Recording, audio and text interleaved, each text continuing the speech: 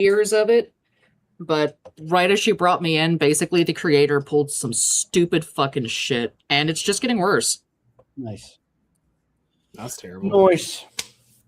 It gave one of the most chat GBT ass apologies, non-apologies I've ever seen. Nice. And we're live. Oh, hi. Welcome into Intelligent Aces podcast, episode 124. I am your host, Main Ace Chase, the main ace of Intelligent Aces. I forgot my spiel. Alongside me, my co-host Nemo Mimi. And howdy, everybody. Welcome back, you two. How are you guys doing? I'm dead. I'm tired. I'm stressed. I'm broke. Just the usual. Knight, you said you're dead. What are you doing? What's been up with you? I have been struggling this whole week to get shit done.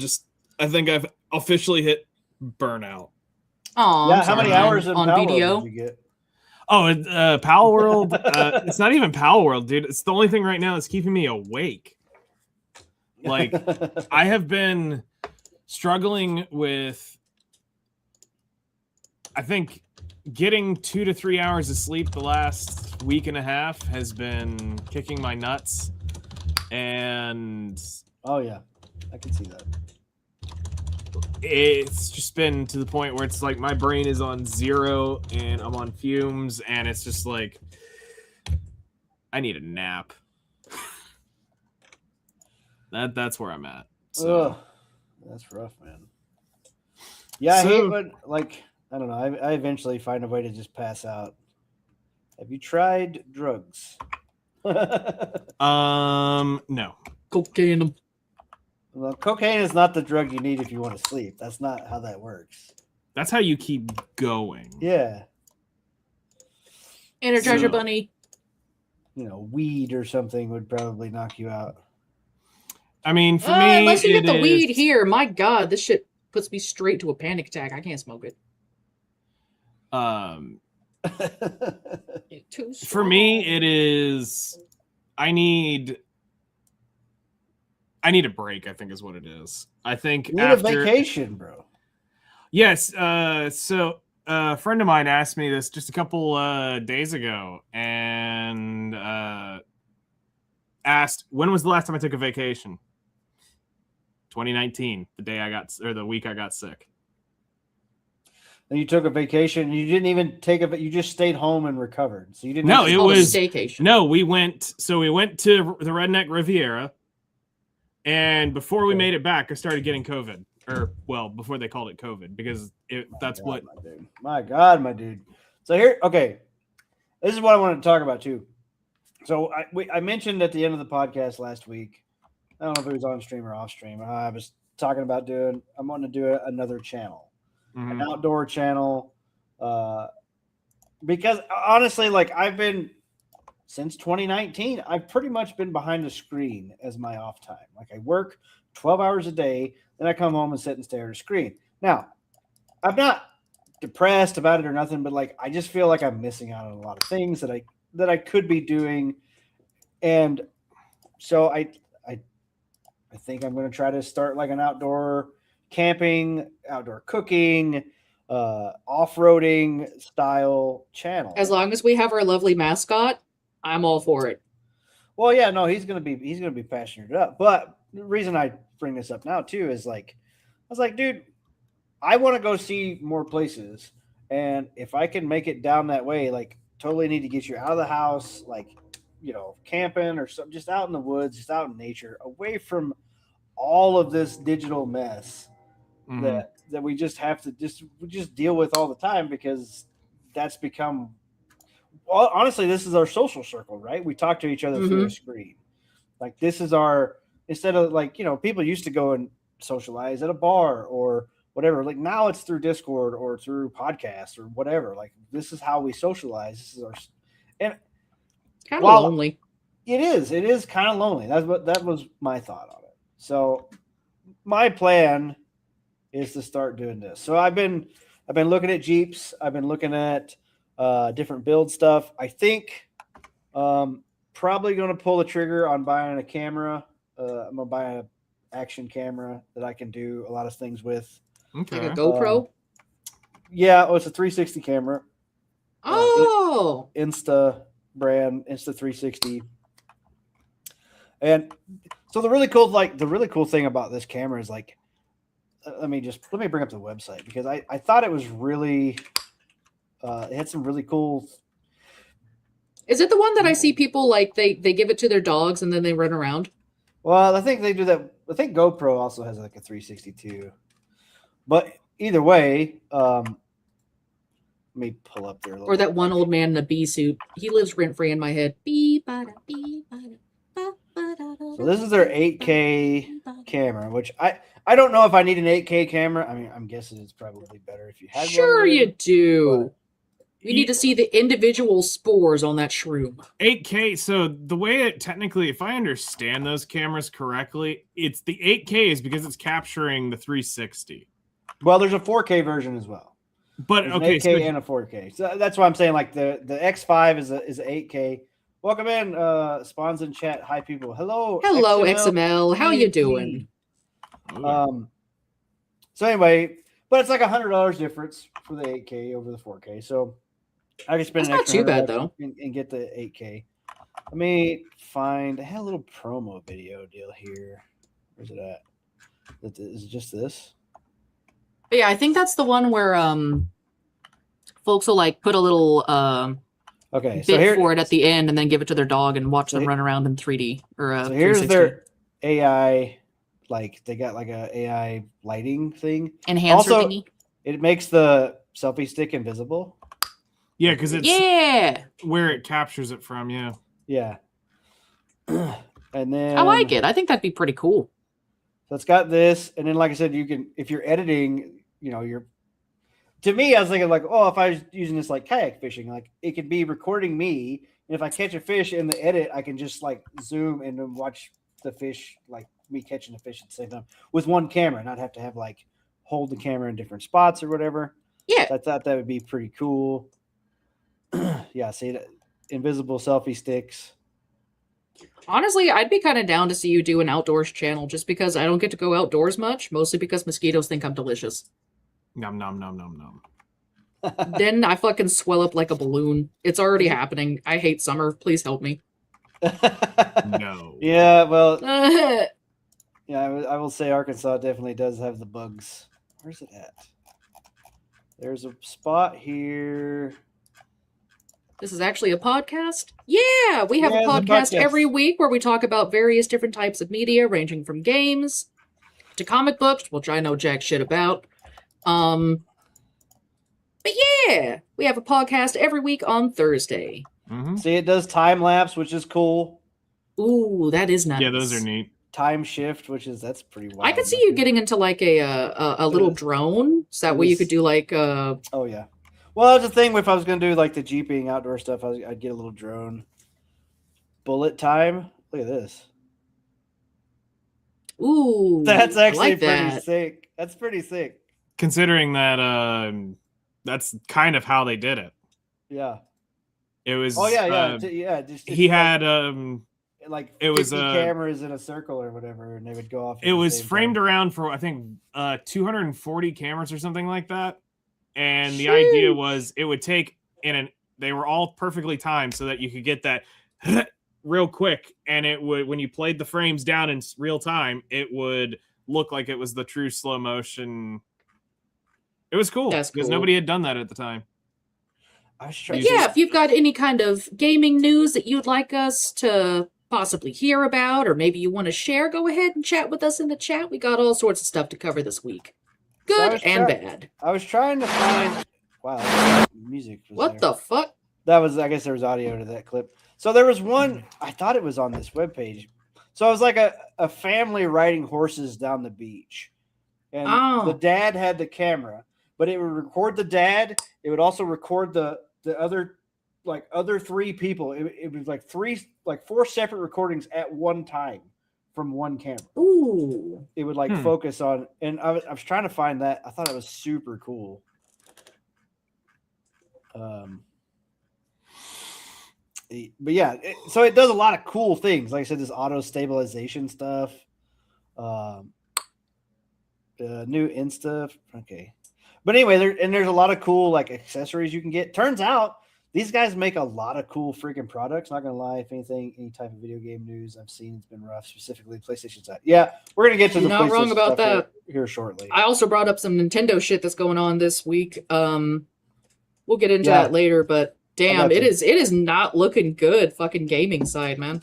No, but I got some other stuff. That's why I was wanting to talk about this, which is why I'm talking about making an outdoor channel, so I can get away from the depressing video game stuff, because you guys are going to be playing the PlayStations. Actually, we'll talk about. I'm too broke for fucking PlayStation, man. I'll go back to my PlayStation 2. So, except all my games are in Oregon.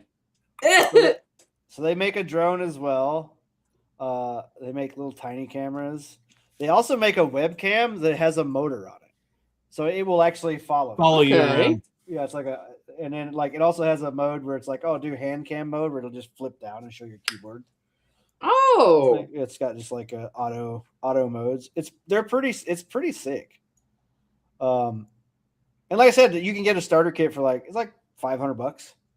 That's honestly not fucking bad. The camera, an SD card, a selfie stick, and a couple other things, and then they have all kinds of it, like.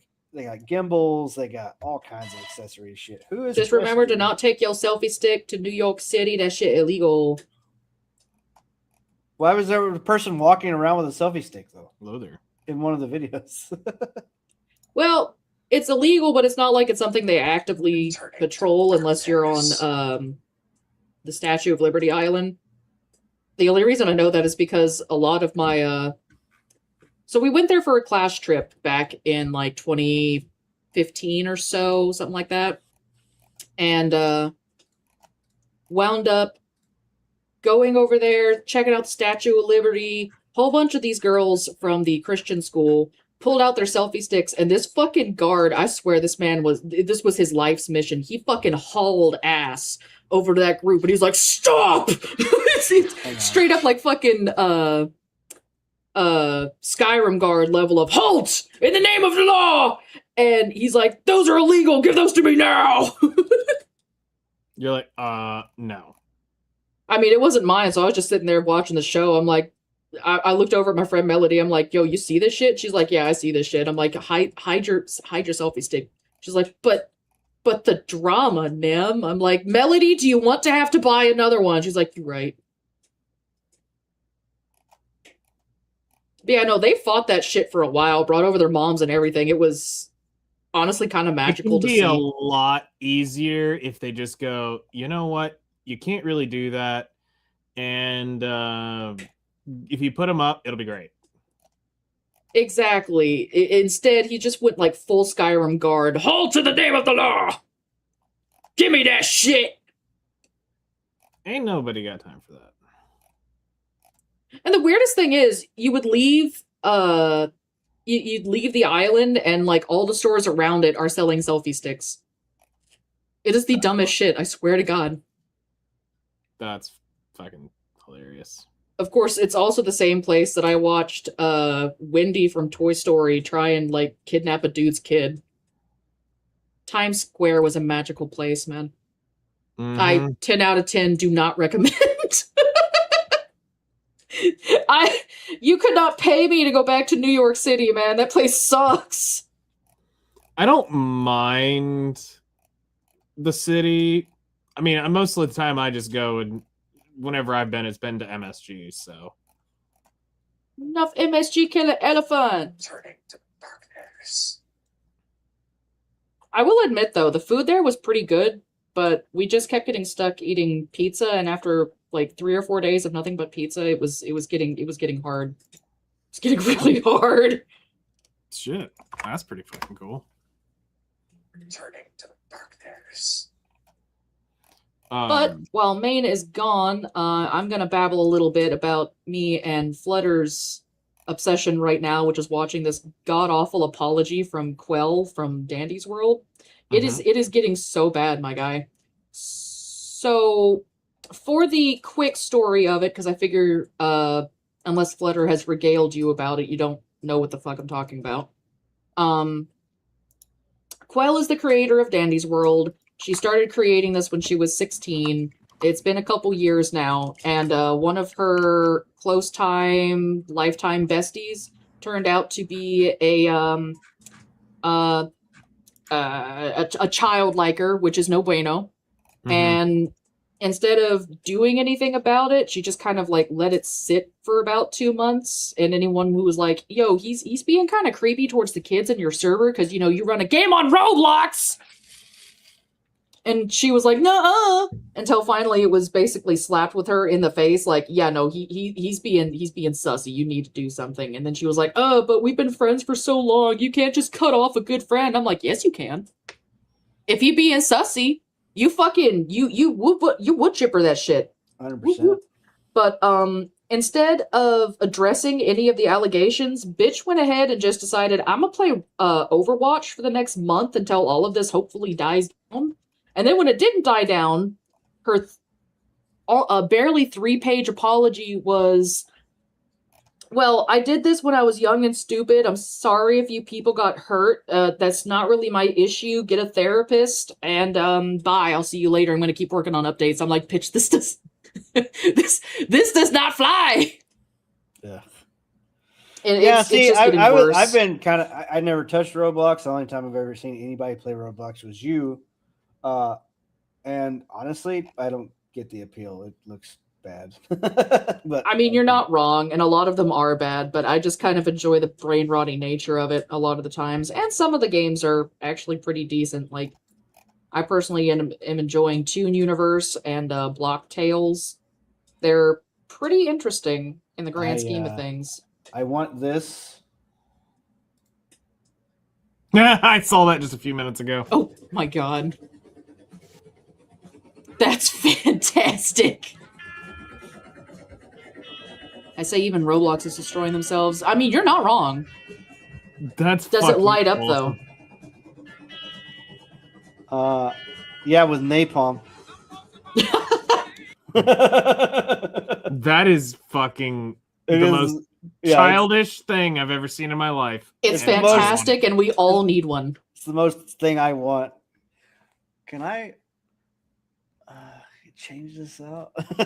Look at my ceiling fan now. Does it work? I fix this? That's awesome. So look, he's got the track lighting all the way around. Like, he doesn't need lights for the fan. Look at that. Yeah. I mean, you're not wrong. You're not wrong. Track lighting is pretty sick. I did that crappy job of track lighting in that other. Did I show you the app? Because those are all smart bulbs. No, you didn't, and we just kind of took them down because all the ends looked like they had been cut anyway. What? I don't know, man. Not the LEDs, the track lighting. The lights in the office, those 3 spotlight looking things. Oh no, didn't show us an app or nothing, but it's basically the only one who uses that room is Dragson, so. Well, you can adjust the lights. You can make them pretty colors or whatever. Ooh, fucking rave party, let's go. I think those bulbs were, I don't know, there's $10-15 a piece for those bulbs. Sheesh. Well, they're smart bulbs. They go off the Wi-Fi. Bruh. I'll send you the name of the app you can look up. Thank y'all. Then I'll be able to fuck with Dragson as he's looking at his cards. Yeah. Look, I think it's just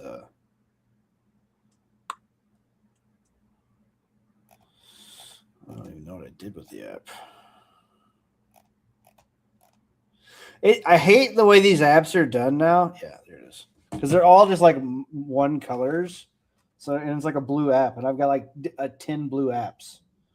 So that's just aggravating. Yeah. That is the brand. So if you just look up electric or whatever app on Play Store, and then search for bulbs or whatever, and they should show up. Sounds good. I will work on that after the podcast. Anyway, so that was cool. I thought we'd look at that. There's a couple other things I wanted to bring up too. So let's watch the Assassin's Creed fail thing. That should be funny.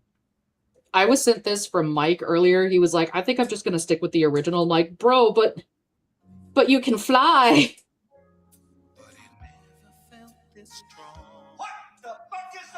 What the fuck is that?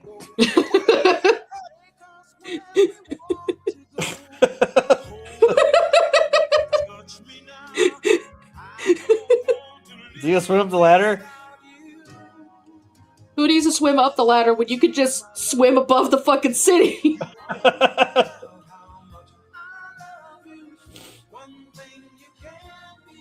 I can't wait till the boat shows up. Like, oh my god.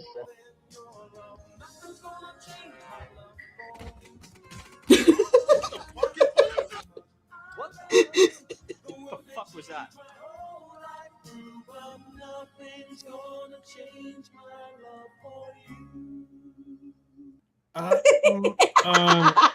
Aren't you happy you spent so much money on Resynced? Autoplay, motherfucker. What's with the face? Wow. Yeah. Aren't you excited to fly? I $100 Who the million fuck game. needs the sea? So here's the funny thing, because this game come out and then they still laid off like 100 people, like after the game came out. They laid off the ones who did that They shit. laid off. They did that Barcelona studio, Ubisoft Barcelona. They did lay off like I forget a pretty big fucking portion It's like of their Star staff. Wars outlaw of game development. Ooh. Oh, well, it's fucking Ubisoft. What do you expect? That's fucking. Yeah. Wow. Fucking shit. Where's my fucking history? Hang on. I wanted to show you this too because this is not gaming related, but it is entertainment related. We are an entertainment podcast. Yes, we are. So, okay, I gotta turn my fan on. Get hot. You know what would be really good right about now? A helicopter fan.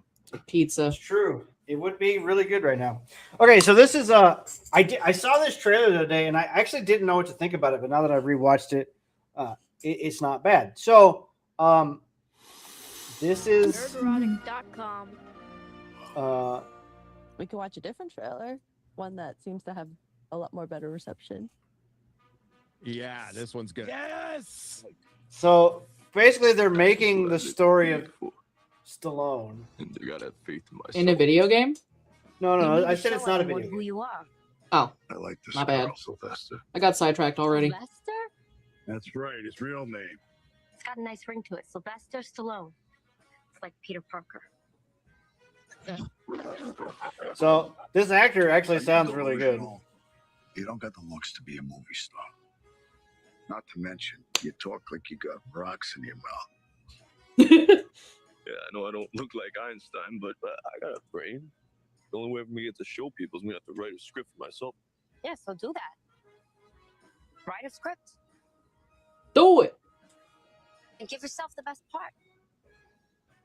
This is the actual Is this how Stallone became? became a movie star. He wrote Rocky. Yeah, I know that. Yeah. Guys, I play Rocky. I have no idea what that means. So the writer wants to be in it as the lead. No, absolutely not. Throw some money at it. Then you don't get the story. No. Suck Raise my the cock. offer. Try 75. You fucking cars for Christ's sake, Sylvester. No. 175. Go to 200. No. I'm not giving this up. Not for $1 million. Not for 10. And he kind of looks like him too. They did good casting here. It's the guy. I mean, I never saw young Sylvester Stallone, so I can't really judge that. I mean, look, go pull up a Rocky photo. You right. I mean, go look at him as he was shooting Rocky. I mean, he wasn't a bad-looking guy, and I mean, he was well. I mean, he's not a bad-looking guy in his older years either. Oh my god, fuck you. Why are these fucking pictures so small? Jesus Christ, man. Because it's Google. Like you fucking go to look it up. So yeah, there's Rocky. Yeah. Here's a trailer for Rocky. Maybe. What the fuck is this? Yeah, I mean, look at him. I mean, he's actually kind of looks. Yeah, no, they actually found a good one. I'm called Rocky. He's been described as tough, handsome, talented, sexy, sensitive, dynamic. brilliant. He's been compared to Nicholson, De Niro, and Brando. But Okay, this is the trailer. I don't think I've ever seen the trailer. If I have, this movie came out in what, late 80s? 80s. Yeah, something? so I don't know if I've ever watched the trailer. But look how they're talking him up. He's been touted as Nicholson and Brando and all this stuff. And then all the directors like, who the fuck is this guy? He's not handsome enough. He's not all. But now they're fucking sucking his dick on this fucking trailer here. Yeah, he marketing. is Rocky. He's the man who could be loved by only one woman because somehow she gets beneath the pain. He's every nobody who ever needed. Did he write this trailer? Because this trailer is cheesy as fuck. America is a land of opportunity. Yeah. I'll break both your arms so they don't work for you. He's every man who ever settled for. Okay. Well, anyway, so where's it? Yeah. He stands like. Yeah, I mean, it's not a bad. It's pretty. Yeah, no, they picked a pretty good lookalike. He's got the same like body language stuff. One day. Mhm. That's the Probably important hung part out is with getting the right Stallone body probably language. for a while too. Broke your hand. Did you hear that? With a real actor. Comes with some strengths. If you ever fall one day behind schedule, The meat's frozen solid. they're gonna kick you. I didn't know that I didn't know that. That the meat. Yeah, was like, I never would have figured out if it's in the fucking freezer that it's frozen solid. Nemo, listen. It's What? supposed to be a meat locker. It wasn't supposed to be frozen beef. It was just supposed to be hanging beef. Yeah. But the studio was sabotaging him because if he falls behind schedule, he loses the part. Oh. Yeah. So they put frozen beef in there. He breaks his hand in a boxing movie and keeps playing. Yeah. The curve, You broke your hand. and they can replace you with a real actor. I don't even know what I'm doing. It's any good. Just do the best acting of your life, and everything will be fine.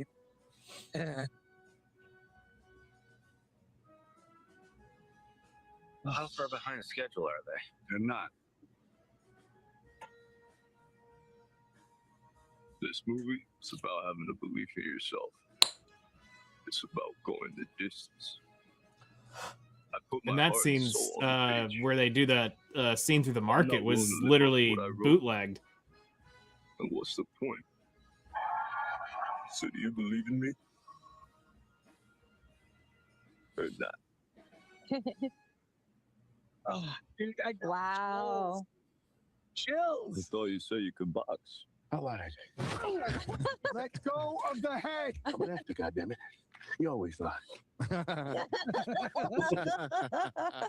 Dude, That looks good. Oh my this All right, let's see if I. All right, listen to this, Chris Gore here. alone trying to work stuff out, being successful is hard. It's hard work. You have to do, you know what you have to do to succeed? You have to do everything you don't want to do. There's a lot of things I don't like doing. I'll do them anyways to achieve a thing. And we've somehow lost that.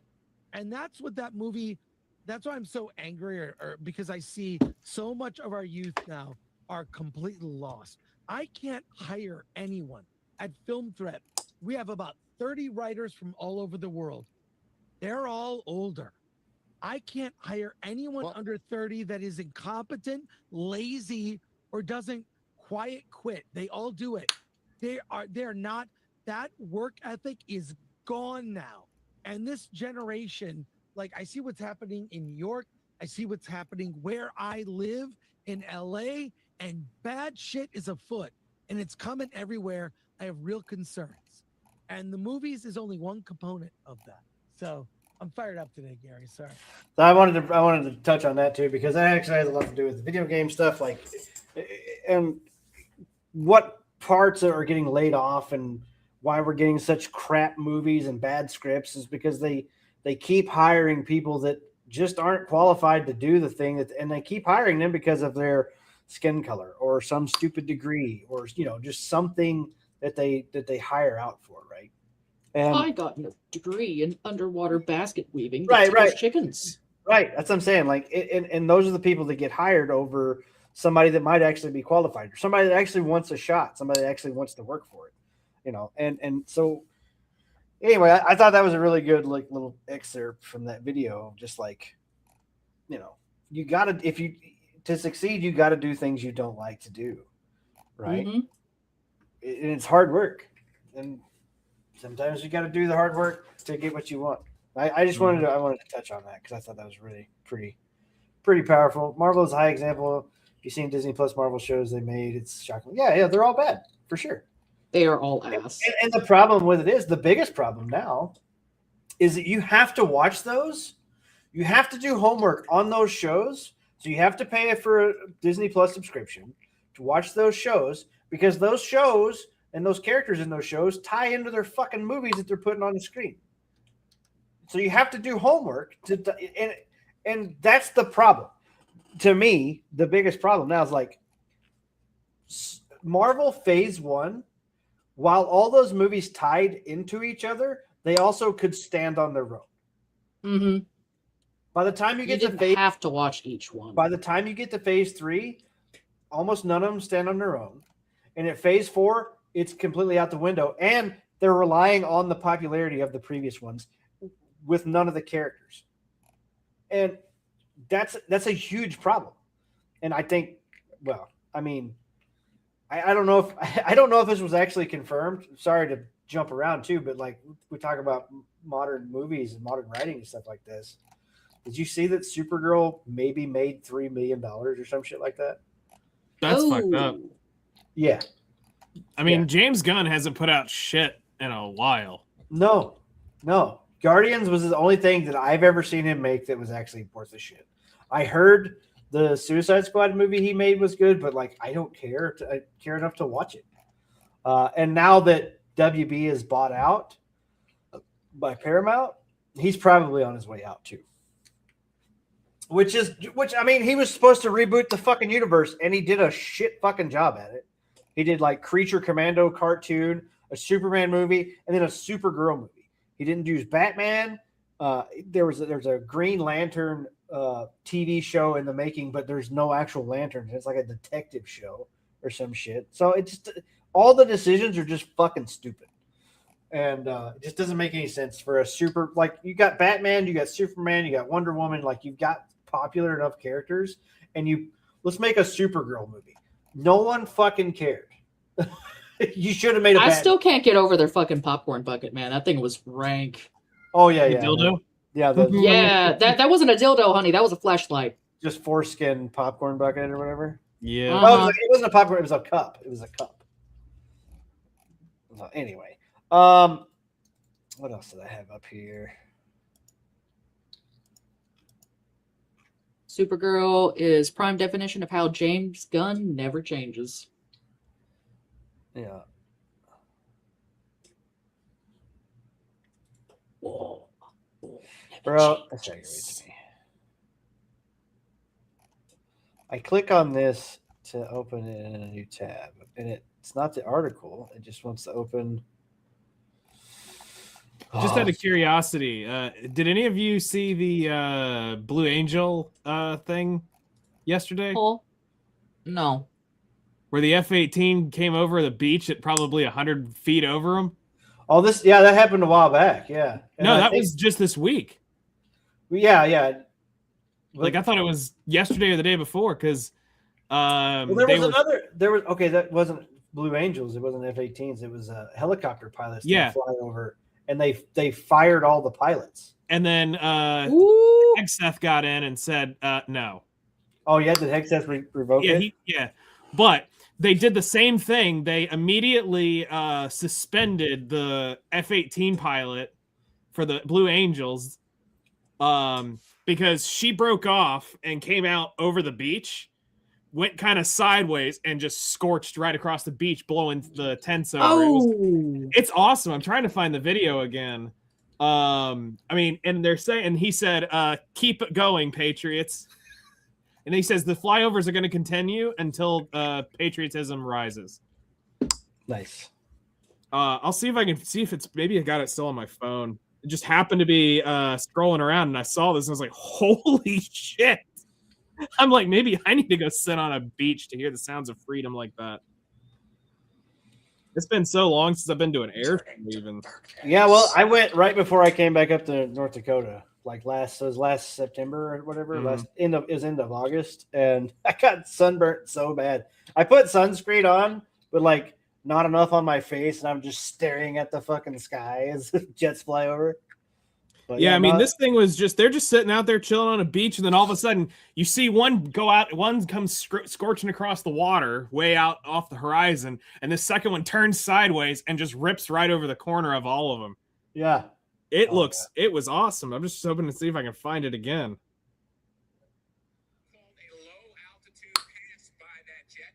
Hellcrest, how you doing? Everyone knew from the title that Supergirl view. Yeah, everybody knew that for sure. For sure. Okay, so that's the full. Okay.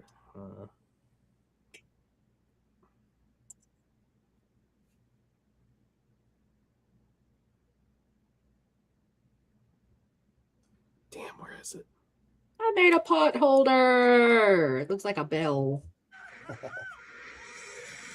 Holy shit. That sounded a lot closer.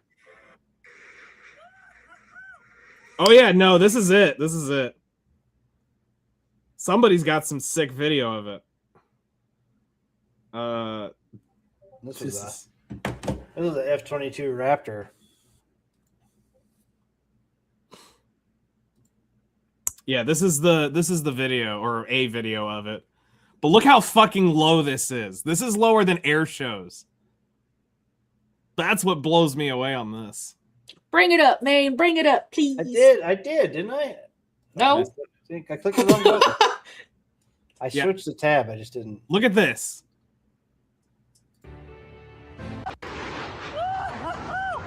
God damn.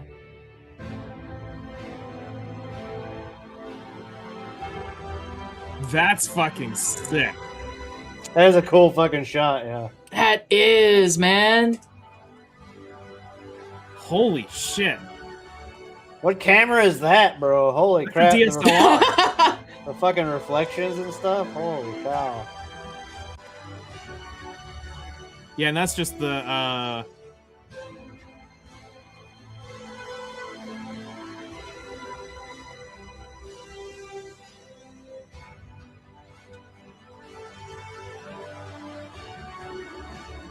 Oh yeah, well he just happens to catch it on a film camera. Fuck. Well, yeah, it just happens to. He's set up for it, right? Oh yeah, especially if you know they're out playing around. But I mean, just Well, that if one. they're at an air show, they're going to be set up for it. Well, no, that's just out there. No, that's not even an air show. That's just them out there in Pensacola where they train, where they do their stuff. Their training. Yeah, okay. Yeah. And that's what's sick is they just come. She just broke off and came that low, and that is insanely low. Mm-hmm. Because it's 1,000 feet. They're not supposed to drop, but that's like 100 feet or so off the ground. They talk about how all the it blew over a bunch of tents because I mean it's gonna put a bunch of back force on you, which is sick. I don't know if I can pull these videos up. I may have to switch my move that.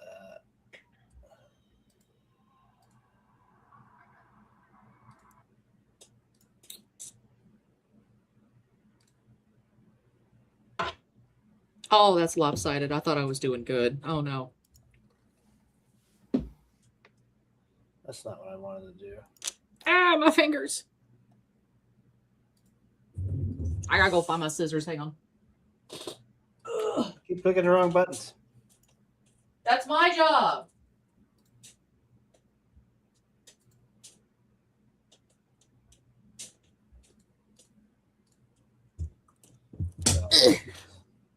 The Blue Angels. Yeah. Did it? Hang on. Fuck. It went full screen on the wrong thing.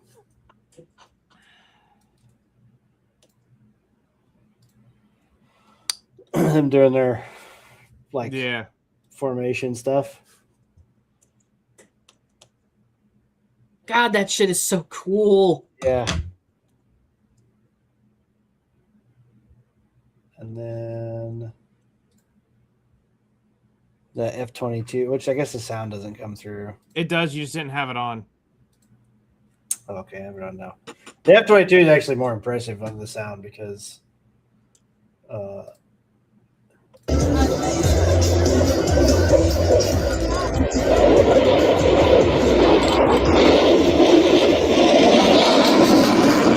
then that afterburner hits you right in the face as he fucking makes that turn.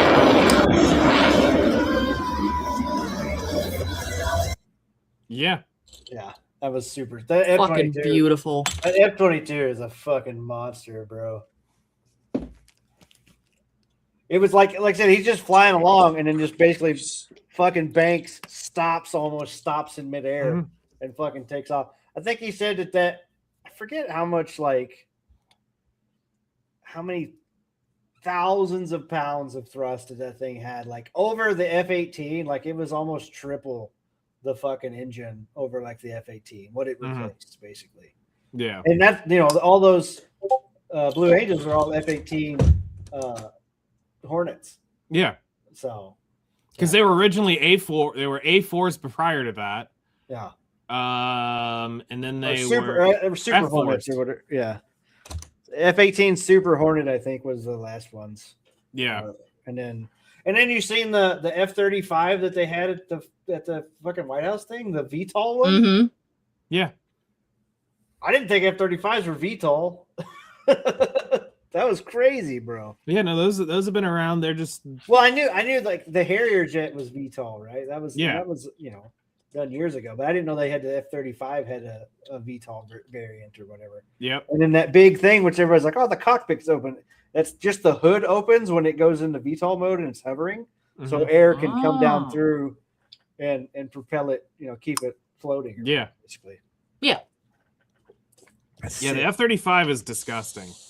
And to think there's shit that we don't even know about that they have.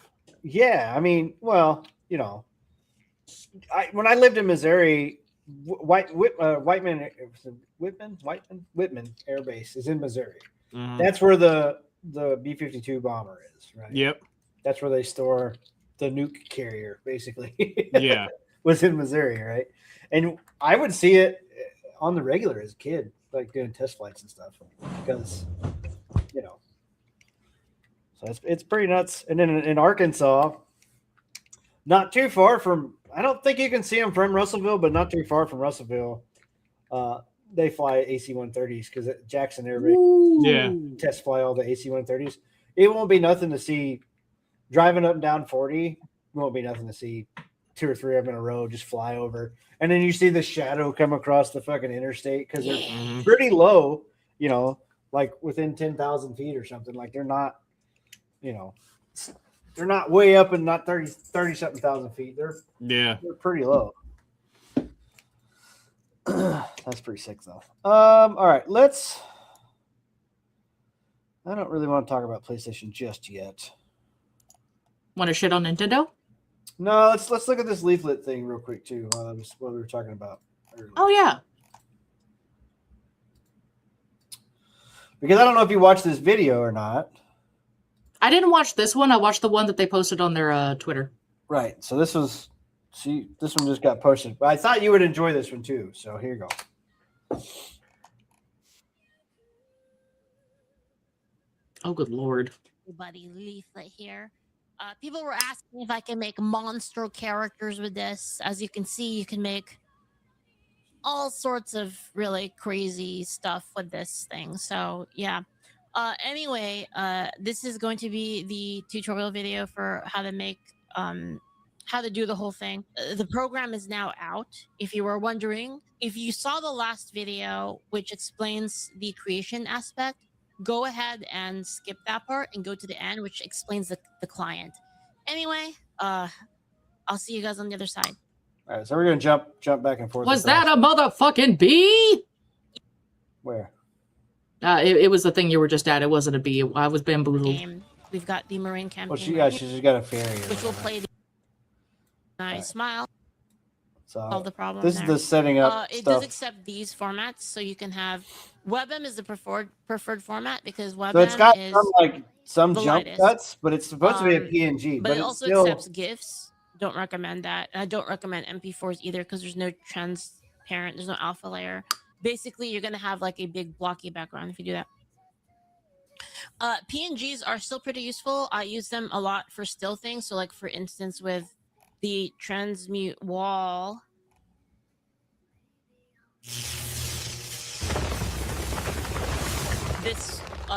This wall is actually a PNG. That way, I don't really have to basically sets the AI up to make a really video. need motion, so it's just a straight PNG. Now, as far as emotes, so you can see that it actually does track when you speak. So when you want the animation for idling and for speaking, and you can see like it has a little bit of a blur on a pop. That's for... I'm actually curious. I don't if I got basically time. to make it a little bit I smoother. got work Saturday, so if I got time, Anyway, I thought about you actually can see trying to make my emotion. So when I smile, I could make my mayonnaise jar avatar. it changes the animations. There you go. The speaking animations. So I'm guessing you can just kind of plug in an AI PNG does that as well. And you could do like shock. If anything, I've got some outfits that I've had Grok help me make. I might try and see if I can animate one or two of those. One thing you can do that I think is really cool is for eyes closed, you can instead make it, and I did this for this model here, where if I close my eyes, it actually does a face palm. Which is like really great for way that you can do that, because you would close your eyes when you face palm in real life. So anyway, I'll go back to the default model here. And then, so you can see here, it's really kind of easy. So state override, so auto uses emotion tracking. If you don't want the emotion tracking and you want to just stay in, say that you want a little bit more stability, you can just click one of these and it will permanently lock you in that emotional state.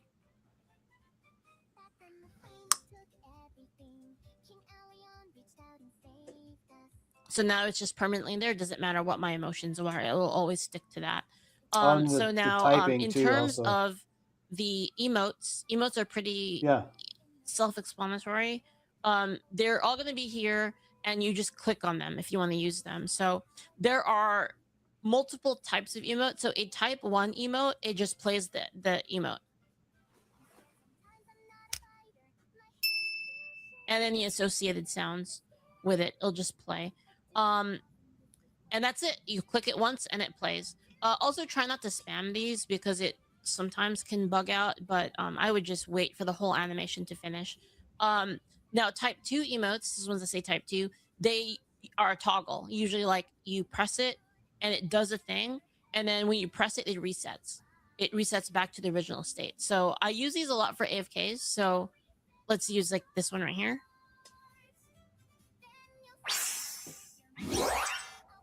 So it's like I have to go AFK, so you do this. And by the way, a good way to do this is to just add a transparent PNG with nothing there. And you could just use the one from Query. I would just copy it. If you go into the AFK Flash, there is a there's a PNG that says idle.png. You can just steal that and just use that. But anyway, so it actually just remains in this idle state until you press it, and then it plays the outro animation. So it's the same thing with this wall here, where she makes a little wall, and then it will stay with the wall in, which is whatever the idle is. So again, it can be an animation, it could be a PNG, it's whatever you want it to be. And then it will just stay there until you click it again, which will play the outro to reset back to the basic state. Again, very easy to use. Now, some animations can have sub-animations. So, for instance, we use this one right here to pull out the sword. And that opens up the menu, which adds a sub-animation. And if you want to, you can I would just look at the query model files. You can see it all in there, like how it works. I just left it in there exactly as how I have it. I don't have a speaking animation rigged to this, but you can. So I'll show you an example of that. So I'm gonna get my friend's model here, Kathleen. Oh, so cute. And she has a animation here where she can pull out an AK.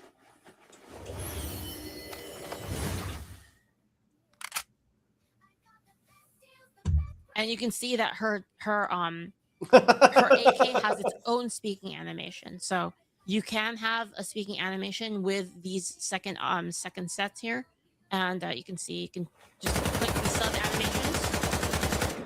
And these sub animations will play within this animation. So it's a folder that pops out.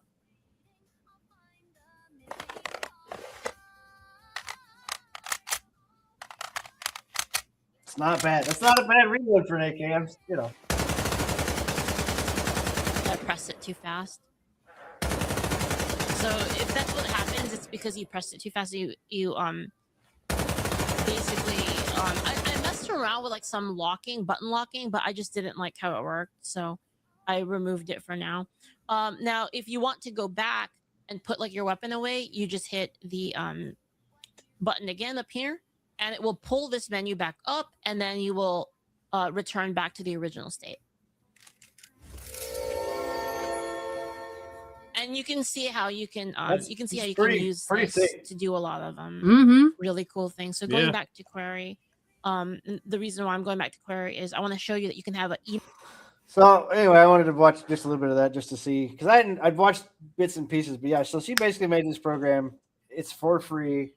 You go to her website and you can basically create your own model or whatever using AI, and then create like different transitions. And this is the tutorial video that's on her YouTube as well.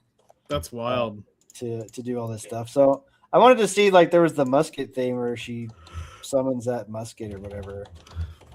Right here, yeah. She drops the gun. So off if you wait like a couple like milliseconds between your next word.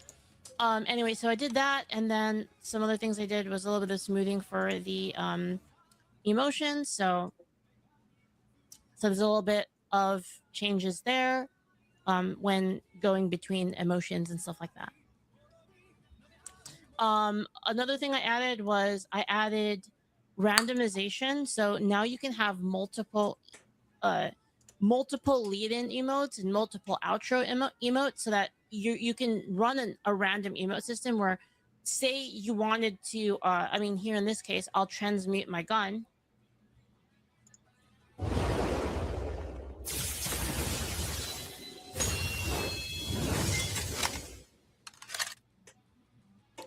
What I can do now is the outro for it, like the switching back to the original state and switching into the gun state, can have a random animation. So here's like an outro. She drops the gun. She drops the gun and then transmute another one. And it's random, so it could play the same one multiple times, but here's another one. See, it plays like a completely different one. And another thing I added a little bit. That's pretty wild, actually. So that's pretty neat. Yeah. I can see where the artists are losing their shit. Right. Yeah. And good. Like I said, this tutorial basically shows you how to create your own model, and you can basically make your own VTuber, and it runs through like VTube Studio or those programs like that. Yeah. So it's pretty sick. Yeah. No, that's pretty sick. Okay. So I had several other things here. We were talking about the PlayStation news. Yeah, we can get to that later. All right, so here's some PlayStation news we can start with. According to Moore's Law is dead, some third-party game studios are paying Sony thousands of dollars to feature their games on PlayStation's official social media at specific times. The report says some developers are frustrated because those paid posts are flooded with negative comments and community notes from players mad with PlayStation's recent decisions. Whoops. This also says it could become a bigger problem for future marketing of campaigns with like GTA 6 mentioned as one example if the backlash continues. Good job, guys. If this is true, complaining works. So people are paying PlayStation to post on their X account, which has millions of followers, about their video game, right? But people are mad at PlayStation, so they're saying fuck that. Also, weirdly enough, people are mad because no disc is in the exactly. Weirdly enough, though, new leak says Xbox Project Helix will be coming with a disc drive. There had been rumors, and now it seems confirmed. Xbox will have a disc drive, and the PlayStation will not. Bro, why did it in 10 years, 12 years, did this switch? Because in 2013, PS4, how you share games on PS4 promo, because Xbox was talking about their DRM bullshit where it locks games to their Xboxes. And Sony's like, this is how you share your games. You fucking just handed this to somebody. And then they completely have done a 180. These fucking how the times have churned. Jeez. Yeah, so this is me bouncing around. We talked about this before. This is me bouncing around because I kind of trying to tie everything together, how greedy Sony is and how greedy other markets are. As I saw this, I thought this was kind of an interesting little take here from Troy Gaker. Says the video game industry is trying to save itself as studios deal with rising development costs, layoffs, and canceled games in a market that has become harder to succeed in. In an interview with Insider Gaming, Baker says it's wrong to think every game company is run by greedy fat cats with unlimited money. He believes that studios are simply trying to stay in business while keeping their employees working. He understands why so many companies are making live service games if those games help keep a studio running and project jobs. He believes the strategy makes sense. I believe that he's a fucking retard. Let's be honest, a lot of these corporate bull crap, that's why they're playing it safe. That's why they make the safe game. That's why it has these themes. There's no fucking like actual, creativity or anything on this stuff anymore. So it is very like I think this is just a really crappy take from Troy. Wow. Yeah.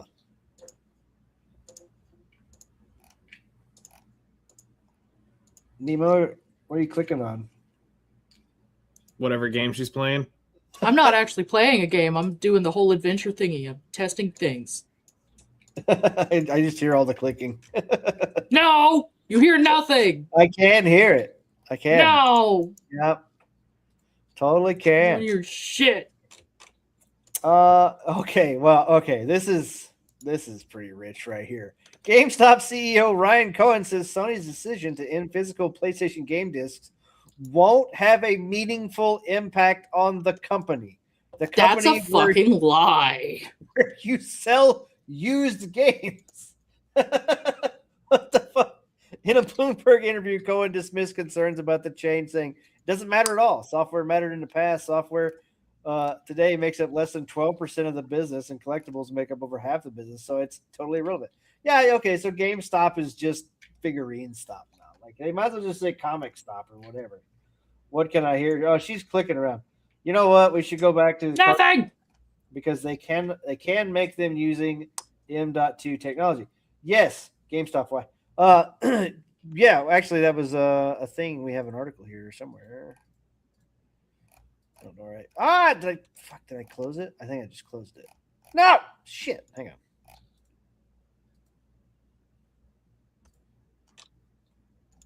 I clicked the wrong button. Yeah. PC Gamer turns Steam games into cartridges with ingenious 2.5-inch SSD system. Games are stored on 128 gigabyte drives alongside a script to auto start the title once it's plugged in.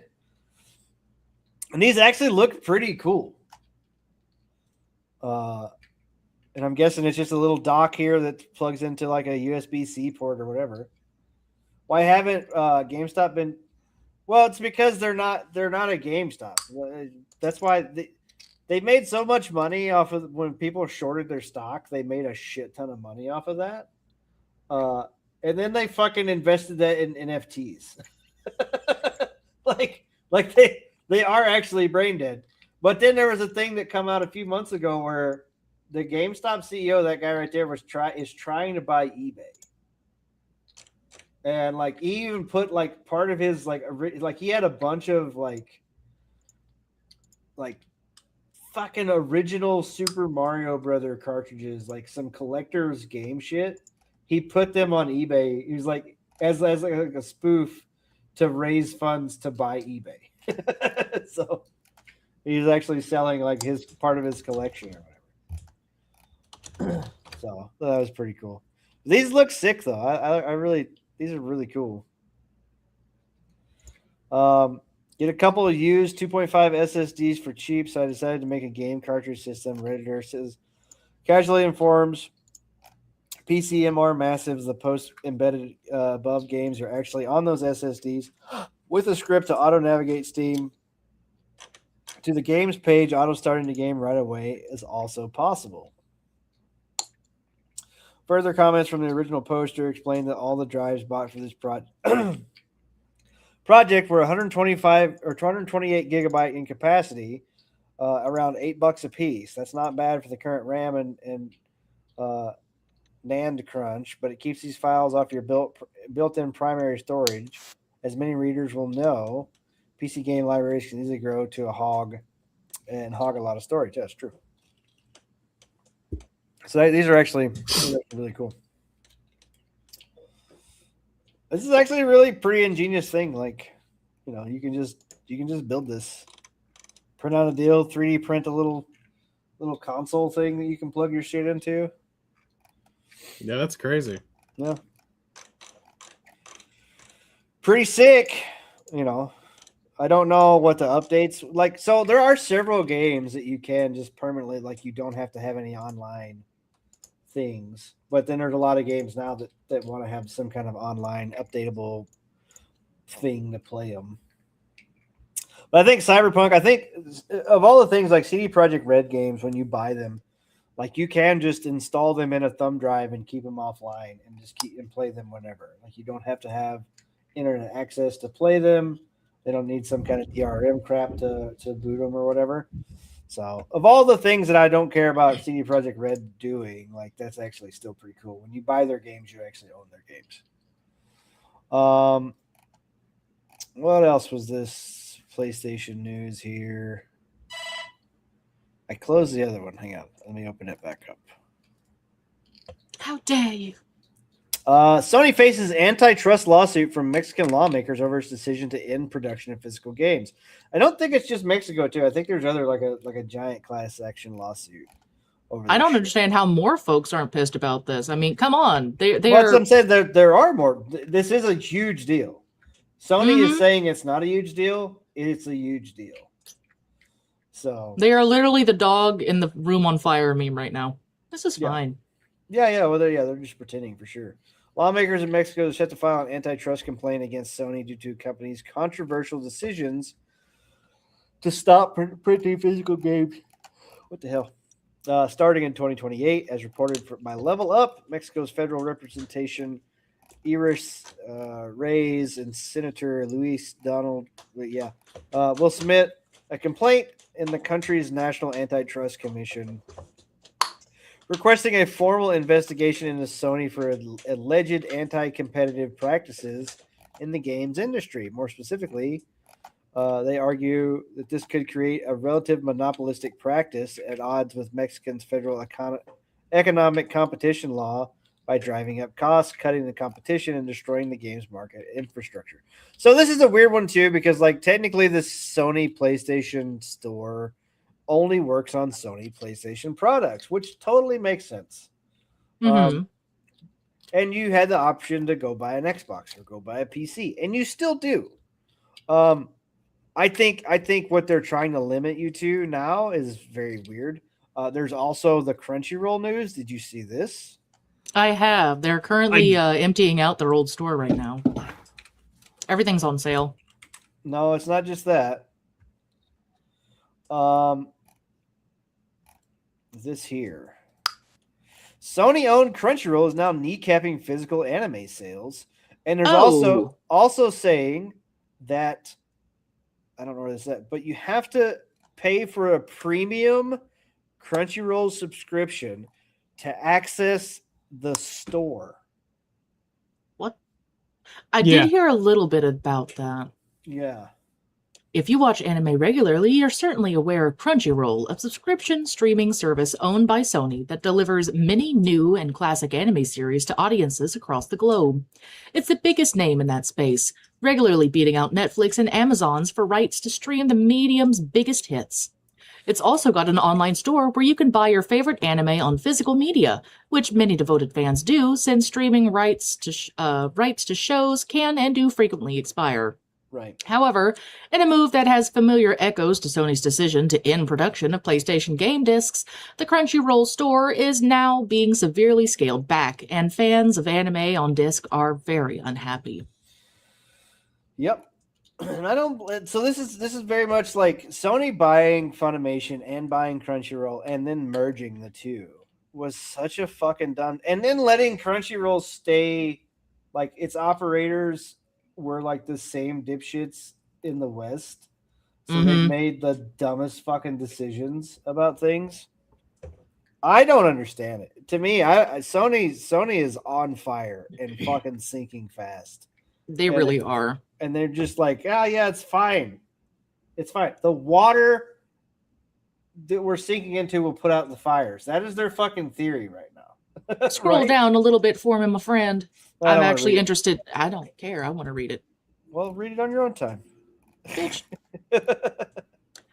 Some background. In 2023, Crunchyroll purchased the Right Stuff International, an Iowa-based online retailer of anime DVDs, Blu-rays, manga, and merchandise, to bolster their sales and merchandising presence. Right Stuff was folded into the Crunchyroll store, where it continued to be a source of physical anime media, offering discs of not just Crunchyroll licensed anime, but also shows and films from a wide variety of licensors. Unfortunately, it seems the time of Crunchyroll store being a massive anime retail store with a broad selection open to all is coming to a close. According to a recent statement and FAQ posted online, the store will be dropping much of its current stock and transitioning to a brand new shopping experience that'll be available exclusively for Mega and Ultimate fans. Exactly. See, that's it. That's it. You have to be a Mega and Ultimate fan subscription tier to get access to certain parts of a fucking store where they sell stuff. Makes no sense. And bro, I don't understand. Like, is just everybody turning a fucking blind eye to the, like, I thought we had like an anti-monopoly like system in the fucking We do, but it seems like a lot of people have fucking forgotten that. Like, I haven't forgotten about it, but like they can just buy everything. And so this was weirdly because look at Disney. They've literally vored every decent bit of good media out there. So Paramount goes to buy Warner Brothers. Netflix also goes to buy Warner Brothers. And then somehow the fucking monopoly bullcrap come on to Netflix and then allowed Paramount to overbid them or something. Like, it was some kind of weird deal. In all honesty, like I think I said this before when they were getting bought out, they should have just gone out of business. Instead of being allowed, like, you can sell off your IPs, you can parse that shit off, you can sell that, but like the actual Warner Brothers just being able to merge into something else for billions of dollars that nobody will ever be able to actually pay. It's just funny money in the air, right? Like those. There's no way that the Paramount used Saudi money to outbid Netflix. Yeah, I mean that's true, but there was also like an anti-monopoly thing put on to Netflix as well.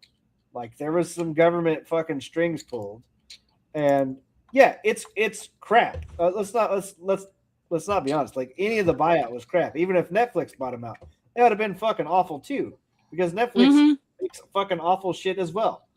They all do. That's why I said they should be allowed to. They should have to fail. They should have to go under. They should have to, like, if you can't pay your bills, if you can't do that or whatever, your business goes under. You don't just shutter it off to somebody else and then keep this. It's such bullcrap. You know what I mean? Like, I think that these companies this buyout thing, these corporate takeover crap. I think there's got to be some kind of corporate anti-corporation like it's too much, man. We need some anti-bloat in this shit. Well, it's just there should be laws against it instead of these massive corporations spending millions of dollars to lobby the actual government to make the laws that give them the fucking upper hands on this shit and basically close out everything else. So, big fan of capitalism. This isn't capitalism anymore. I'm sorry. No. It's just not. It's corporatism where they pull the ladder up behind them because they've spent too much money. It's like, well, you can't. If you as a startup, you could just make millions of dollars. It's like, yeah, you could. But you've made the steps to do that so much more expensive and so much harder than the past. And you've done that through your lobbying. And it's completely, to me, it's completely corrupt. And it's all it's a war of who has the better politicians in your country. Yeah, exactly. It's exactly it. So I wound up reading a little bit ahead in this, and this next sentence, it's kind of boggling my mind. Instead of physical discs, the Crunchyroll store will focus on collectibles, curated drops, and limited release products inspired by anime series you love. So you can't even buy discs anymore? Is that what I'm understanding now? Yeah. That's the whole part of this article. Is they're eliminating the physical, anime or whatever. Reactions online to the announcement have been swift and angry. Can't fucking imagine why. And people wonder why people it's going to go back to piracy. It's going to. I mean, I never left it. The seas are nice, man. But for the most part, piracy is going to make an even bigger comeback because why? And what sucks to me is I'm a dub fan. Even though I don't agree with a lot of what the actors do, I still would much rather watch a dub. But this is the only place where you can really get them now. Mm-hmm. So it to me, it's I guess I'm just gonna have to stop watching anime. Probably just have to stop playing video games because it's just all fucking is bullshit. Piracy, I can actually send. Piracy will be legal. I mean, exactly. It's like if buying a game is not owning a game, then piracy is not theft. Exactly. I can send you a website though that has it actually sorted out between subbed and dubbed, and you can still watch anime that way. Yeah, but if these companies like Crunchyroll go under, then who's actually going to dub them? Because it's Crunchyroll's in-house. Before there used to be multiple studios that would do this thing. It's just Crunchyroll now. When you put it that way, yeah, yeah. So if those AI's getting pretty good. Well, we'll see. We'll see what happens. But like I said, this is why I'm just trying to build a Jeep and go outside because. With longtime customers going back to the Right Stuff days, particularly upset. Besides culling their product offerings and limiting the store to higher paid subscription tiers, many have pointed out that Crunchyroll has dropped the ball on supporting popular series that Right Stuff initially licensed and distributed after the purchase, leaving physical releases of Gundam and Macross shows in the lurch and mishandling an ongoing Kickstarter to release the classic Dirty Pair anime on Blu-ray. Other fans have noticed that Crunchyroll was already severely cutting down on stocking releases from boutique licensors recently. The transition leaves many anime fans without their go-to disc shop and calls into question whether or not Crunchyroll licensed shows will even see a physical release in the future. Taken with Sony's sudden decision to kill off PlayStation discs by early 2028, it's hard for many fans to not see this as an act of hostility towards the physical medium they love.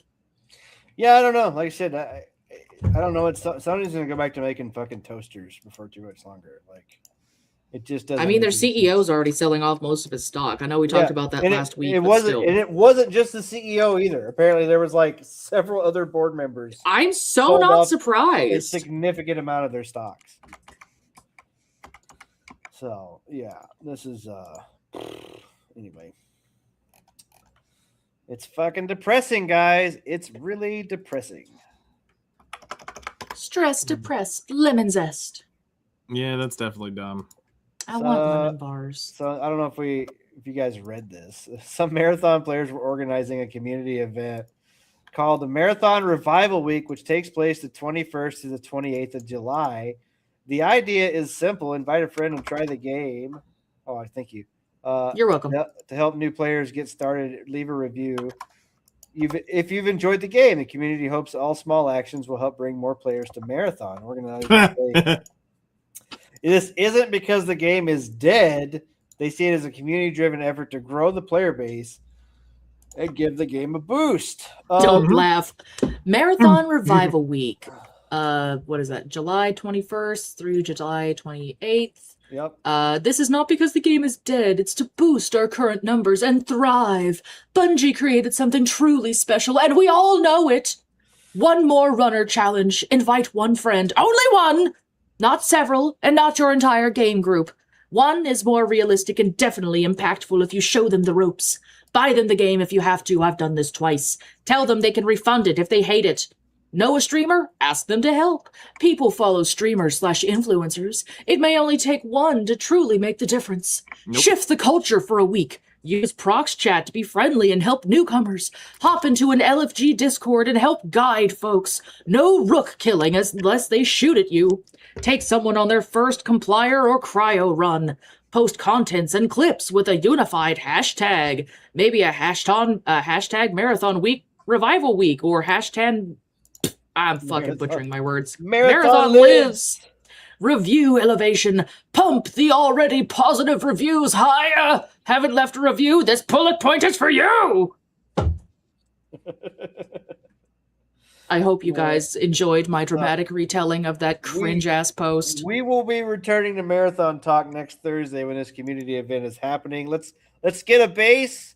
Let's get a base of Marathon Steam DB. Marathon Steam chart. It is. I just had it up. Fuck, I was over on Nightingale specialty. Yep. Let's see here. Go back a couple tabs, and it is currently at 6,342 players. Oh God, dude!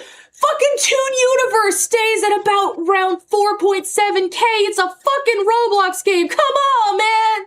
And it's it's the 24-hour peak. Yep. Oh my that's God. the highest it is right now. I've seen Toon Uni go up to 7K people before. That is pathetic. Yep, Power World's got we're at 600,000 players right now. We're at 6,300 players. So we'll take this and we'll look at it again next Thursday to see if their community outreach fucking thing did anything. It boosts at 2,000.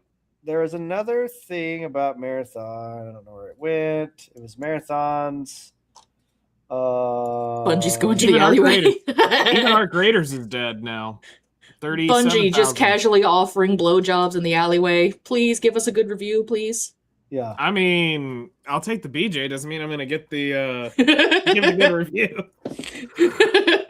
I mean, it'll be a good review. It's just it may not be the word you better want. Be a damn good BJ.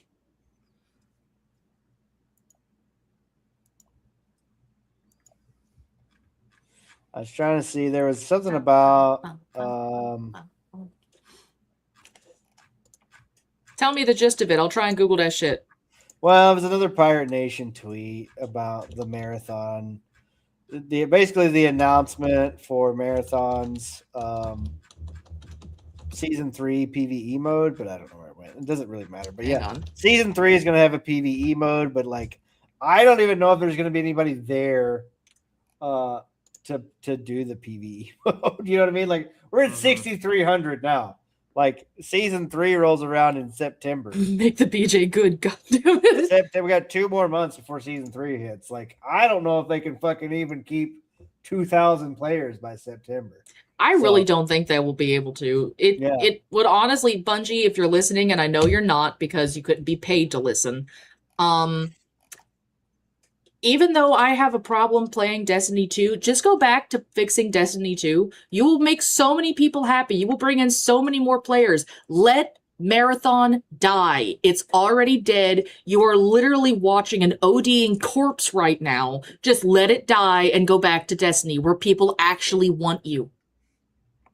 Facts.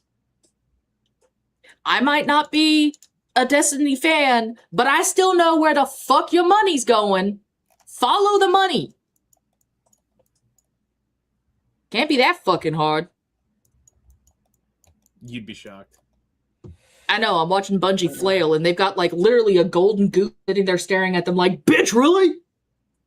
Well, I mean, it was, but like Destiny was losing money because they kept fucking it up too. When they should have, instead of doing the free to play shit loading, instead of doing the free to play like fucking 17 add-on edition expansions or whatever, they should have just done Destiny 3 like 3 years ago.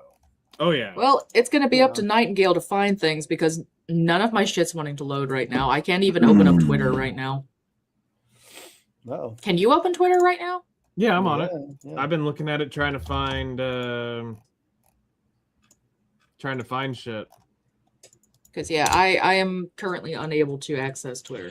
Oh, GTA 6 is now facing legal challenges in 5 countries: Brazil, France, Netherlands, Australia, and Mexico, all triggered by the same decision: no physical disc. Damn, who'd have fucking thought? You piss off the fans and they start revolting against you. I could not have guessed this outcome. Is this real? Wait, hold up. No, shush. Let me share. Where's my share? There it is. What the fuck is going on in the background? Jesus.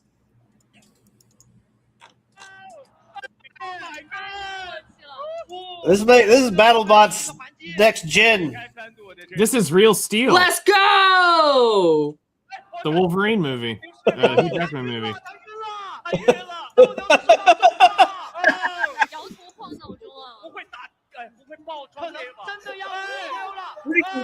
Let's go!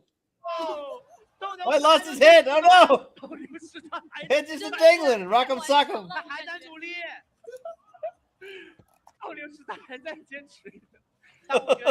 The announcer's laughing.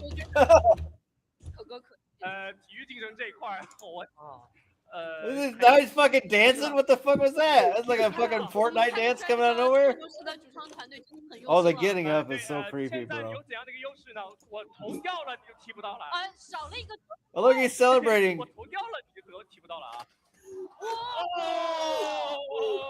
They're not connecting. I want to see one connect.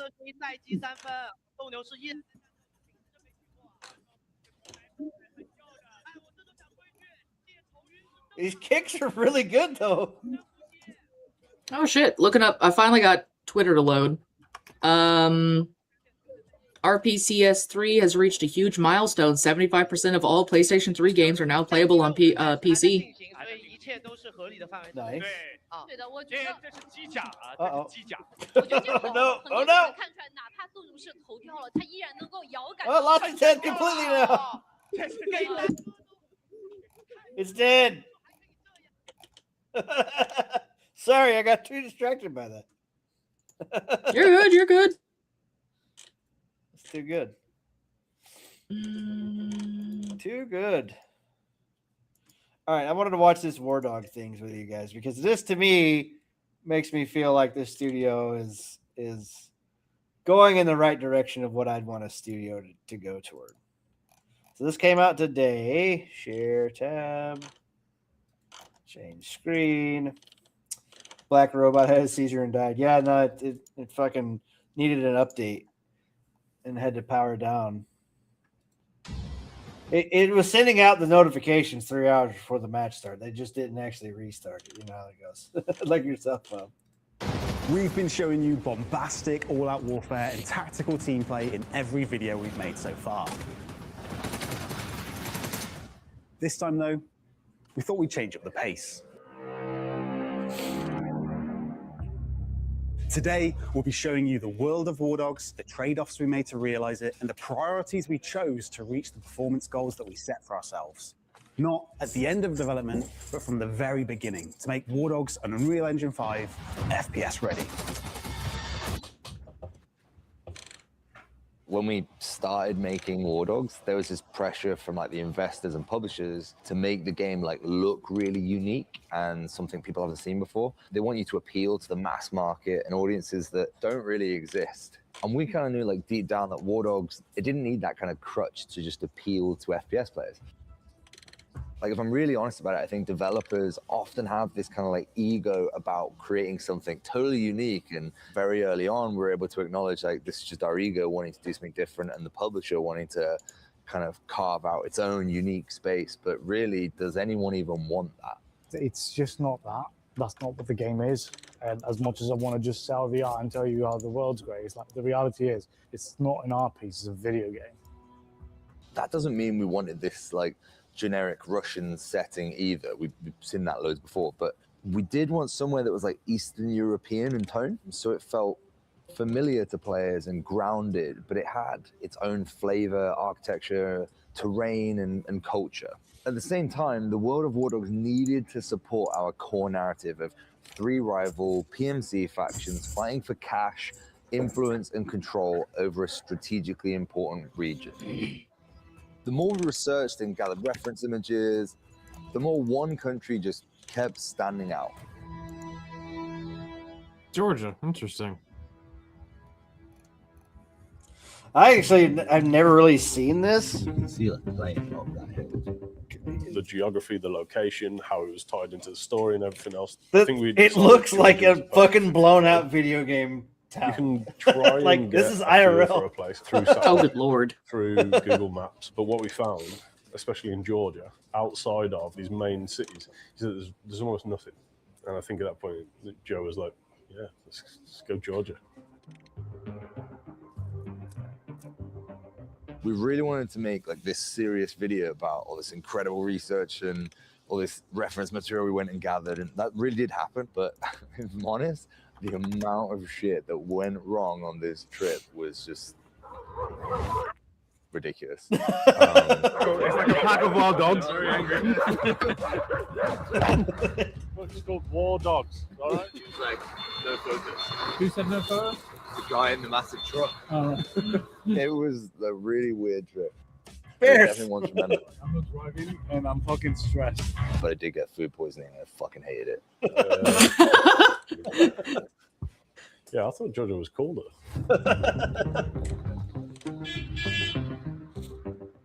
When we were in Georgia, we kind of had this mantra of like, if this was Look a at this survival building. game, What the hell? where would you explore? Where would you go and like look for something you needed? Bro, it's so crazy. Look at that building. What the fuck? That looks like some shit I'd build. If this was With Legos, yeah. a survival game, like where would you explore? That old ass fucking swing set. Like this is Or where would you go and like look for something you needed? And that was kind of how we traveled the country. It has such a wide variety of like architecture and history. You know, you start on the right side in Tbilisi in the city, and it is very much a mix between modern and very historic. And then the further you go over, you know, we visited into the middle in Chiatora, where we had the mining town, and we took a lot of its inspiration from there. And that kind of is really what War Dogs is. It's those kind of like rural areas. Yeah, Chiatura was probably the closest thing. It had like that industrial part, which was very old. It was like an old train station that was kind of abandoned, and that linked then into like the edge of the town. And you could kind of see how it broke up into the little bits. Outside of Tbilisi, there was a town there, and it had all of these train carts that were like rusted out and abandoned, but people were using them as like sheds.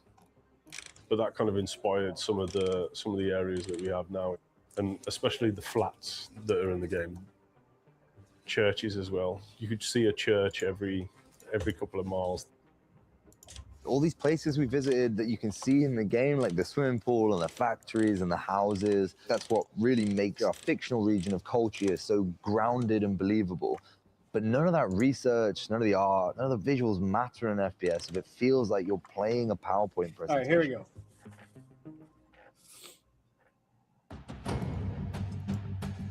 You know it, I know it, everybody knows it. Using Unreal Engine 5 in 2026 as an FPS developer specifically puts War Dogs under a magnifying glass in a genre where the expectations of smooth frame rates and no stutters are a requirement, not just a bonus.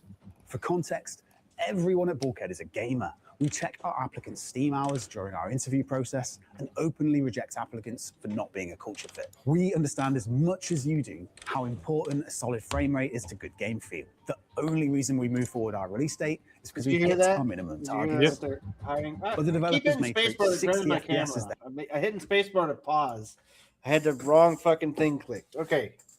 So they were saying like they check when you apply to be a developer there, they check your fucking Steam hours to see if you're an actual gamer. And then they won't hire you if you don't have enough, if you're not a big enough gamer.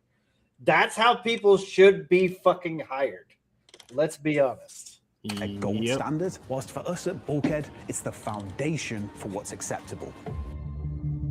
If all your games hours are just in like the same location, not Overwatch scattered or all over the map, fucking dynamic Fortnite base or building, whatever, you're vehicles, also rejected. infantry players sending important gameplay data to each other within large destructible maps. What we've managed to do is pretty impressive because of the technical challenges. All involved with the it's game. actual destructible. What we managed to do is pretty impressive because of the technical challenges involved with the game. Not at really this fake scale. destructible like how Battlefield 6. Battlefield Battlefield 6 was supposed to be like fully that we've destructible. gotten this far, right? And it's like It it's wasn't. obviously a lot of hard work. There's no other game you can kind of compare War Dogs to. Battlefield is probably the closest, but you can do a lot more in War Dogs. You can drive like 20 odd vehicles into the point and we go, okay, just let the player do it. So from like where we were and where we are now, it's definitely like night and day. War Dogs is a more demanding multiplayer game than most mainstream shooters. Here's an empty Unreal Engine project running out of the box. This is what most games give you, with some art chucked over the top. It's not really about the engine, it's about the systems and how you utilize the systems within the engine. Most engines use the exact same rendering path. It's all to do with like the systems you use, balancing of the systems, constantly checking and being like really critical of it. 60 FPS is minimum for us. We've been trying to hit 60 FPS on the low spec. That has been like a clear goal. Whereas like most companies be like, oh, it's running 30 FPS, that's fine. It's not really, not in today's age. We'd rather be upfront before anyone considers spending their money and ending up disappointed. You will not be able to run this game at 240 FPS native at 1440p whilst on our highest graphics settings. That fact alone may be a deal breaker for some of the wider Steam audience used to less demanding 5v5 shooters. From the feedback we've gathered across a range of hardware, most players are pleasantly surprised. War Dogs delivers good performance to most users. There's always a limit to that though. PC upgrade prices are crazier than ever, and money's tight. That's why we're introducing Potato Mode. Potato! So stupid. 3 years ago, we walked into a normal game store and picked up the most average gaming PC we could find. It's right here. i5 8600, 1660. Then we forced our tech art team to play War Dogs on it until the game ran at 60 FPS at the lowest settings. Natively, we're close to hitting those targets. That's actually pretty cool. They went and got like the fucking minimum system and made it to where it was actually, you know, would run at 60 FPS. Yeah. Like that's actual. What's the word? Why am I just forgetting the word? Like innovation. Well, not innovation. Like what's the word when they like refine it? Like optimization. That's actual optimization. What they're trying. You know what they're doing. With the help of some upscaling, we're surpassing them. On the flip side of potato setups, though, we have Overkill Mode. Overkill Mode is War Dogs' push to its visual limits, and we'll be reserving this graphics preset only to high-end PCs on launch, meaning if you don't have a capable PC, we will not even show you this setting. The reason is purely to protect players who haven't watched our vlogs or stumble across War Dogs on launch and wonder why they aren't getting the performance they expected whilst using the highest graphics settings available. So to combat that, we're only making Overkill available to players on 40 series cards and above. How are we optimizing the game? How are we optimizing the game? Jesus Christ. We are making a 100-player game that goes against the current grain of battle royales, which as the server progresses or as the client, as the game progresses, players drop off, which means that performance naturally increases. We're introducing a mechanic that is constantly trying to drive people together for a full server duration. There's never any rest. Optimization is not something you can just do at the end of development. It needs to be a fundamental part of your ethos as a studio from day one. We basically started from the very beginning. My first thing was server performance. That's going to be our key bottleneck. We need to nail that 100-player game, have to get it nailed. We worked on that first, like, extensively. The key thing is that people don't do, and it's really simple, it's just measure your game, get the metrics, see where it's slow, look for those bottlenecks, and then just focus on them. We have 3 pillars to our optimization, and they are client performance, visuals, and networking. We realized playtesters cared more about consistent, smooth frame rate over blisteringly high FPS with stutters. So consistency is what we prioritize. But client performance isn't one single clever trick. It's a stack of decisions made over years about what matters to players on screen and optimizing around that. Optimization is a lot of the time a huge smoke and mirrors game. Basically, you as a player have got this letterbox into the world. Whatever we can do to make that letterbox the best visuals, the most performant, like that's what we're trying to do, and that's what optimization in a nutshell comes down to. Lowering movement update rates, lowering animation update rates, like reducing fidelity of visuals. They're all the tricks that we're doing. They're all ones that you don't just get out the box with Unreal Engine, and you can't just tick a box and be like, hey, give me 60 FPS. Performance is a death by 1,000 cuts. If you cut corners on every system you develop, by the time you reach release, those 1,000 cuts literally do kill you. Too often developers look for big things they can fix and optimize that save the day, but that's just not how performance works. That amateur approach has continuously disappointed gamers. So by focusing on performance from day one and being incredibly strict and bullish on our team about performance, we've been able to deliver only what we would consider good enough. We kind of always put performance first, and then we try to get as much like visual fidelity out of it as we can. It's not sexy to have performance as an art pillar, but it's true. Accessibility is key with these kinds of games. We have like this huge map, you fly through it, you're loading stuff in, players are dropping stuff, players are driving vehicles. All of that behavior has a cost. We mix new and old rendering techniques on purpose. For example, we use trim sheets a lot, but then we also use Nanite, which is like a brand new virtualized geometry, high-end behavior. We kind of have to balance that, right? You can't just go, okay, all Nanite have like super dense geometry. We have to compromise on fidelity sometimes. We can make it look really good. You can turn on all the bells and whistles, and then everyone's capped at 30 FPS. It's not good enough. But there's always room for more improvements. So no, I'm not satisfied because we've still got time and we can still get better perf. There are constraints, but it doesn't mean I'm just going to give up and be like, well, so it can be. It's just you have to keep pushing. Same with perf, same with art, same with anything.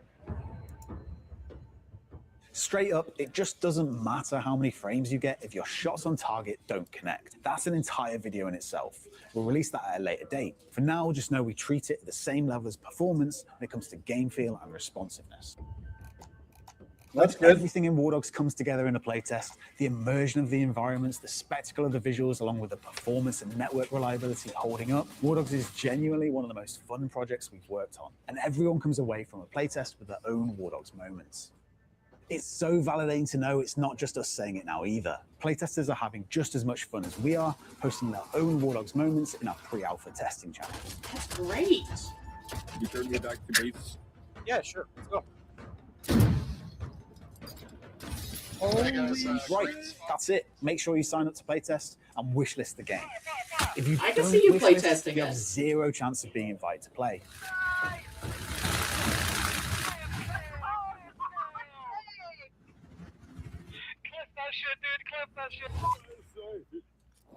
Yeah, bye-bye. Yeah, I can see you and Knight playtesting this, honestly.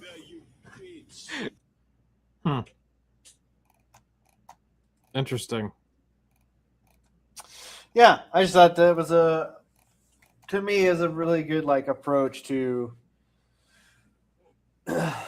like your Call of Duty and your Battlefield is, kind of been the kings of FPS. Some of your Battle Royale stuff has come out to kind of pick up some of it, but there hasn't really been anything like kind of groundbreaking really in that genre, like since Not Battle the last few Royale, years, no. I guess, Yeah, not for a while. and Yeah. like this isn't doing anything new, but at the same time, it's like it doesn't feel like it's to me, like, Battlefield Bad Company like had fully destructible environments. They have taken out stuff in games for ease or whatever, you know what I mean, to make them to be able to crank them out more. They've taken things away.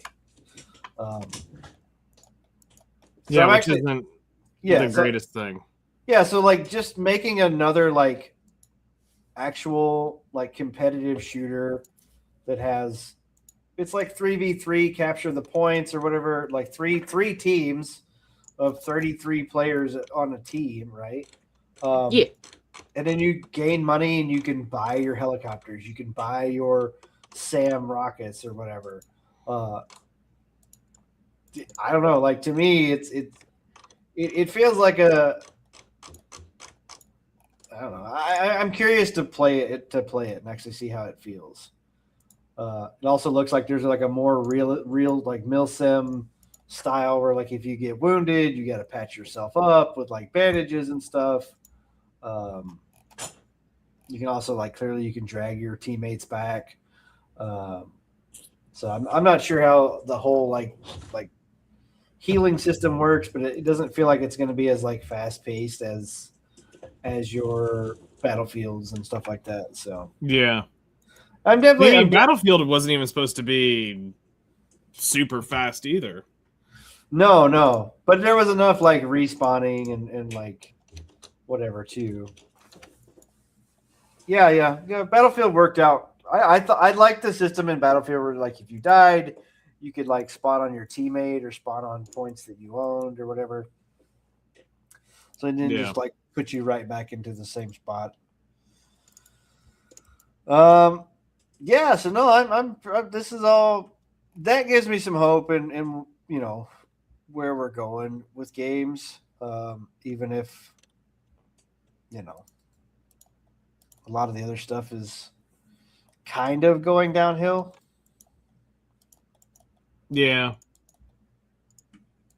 Excuse me. Sound like you're getting eepy there. I am a little bit, yeah. Just power through it. Power through it. Thinking about it. So, have you seen the other? Did we share the other new Friend Slap game that was coming out? Did you see that one, Nemo? There's so many. Well, where you're on an airplane. No. And you're flying around, and you can throw people out of the airplane. So it's kind of like RV There Yet, but it's a plane. No, I haven't seen it yet. I kind of want to play Mecha Chameleon though. I Yeah, don't have a copy of it yet, but it looks fucking amazing. It does. I don't know if it'd be my game. I mean, we need an actual group to be able to play it. Is the issue? That's the problem with a lot of these games now. It's like trying to get an actual group of people to play these games because everybody's like schedules are weird or whatever. Mm-hmm. I mean, I still have no fucking life, so my schedule's pretty open. It's like like ultimate, Battle Golf or Super Battle Golf or whatever was. We should just play that more too. Looks like they came out with a new map or something recently as well. Had a 1 gigabyte update this morning. Oh, really? Huh. Yeah. What the fuck?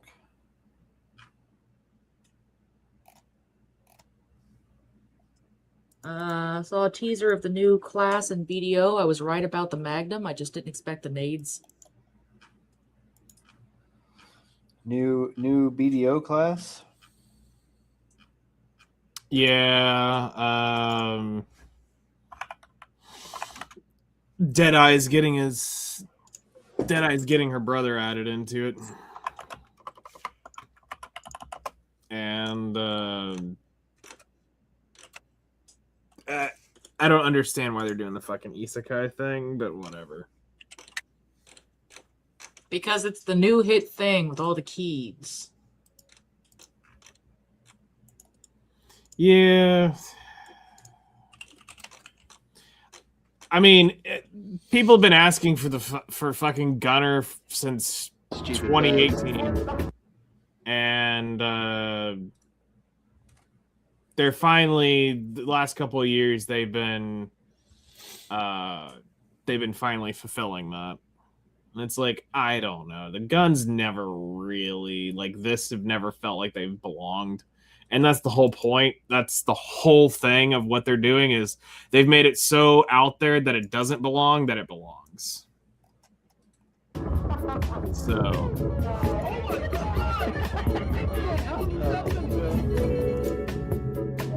Plane, I gotta buckle people in.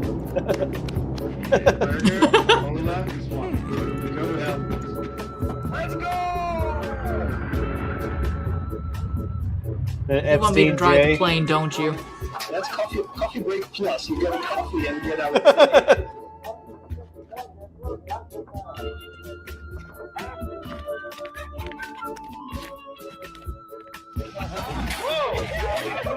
Bubbles! Take a beer on the.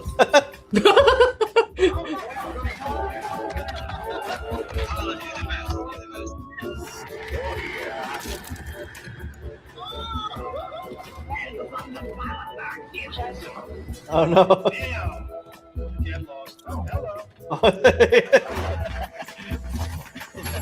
Good God. Guys, there is limited quality. Take the juice! Fix that! Bring the shot!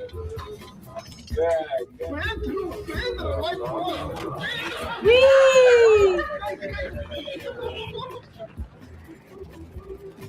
What the fuck? Parachutes for pussies. Oh, maybe passengers do. No passengers here, just we two. What the hell are you doing?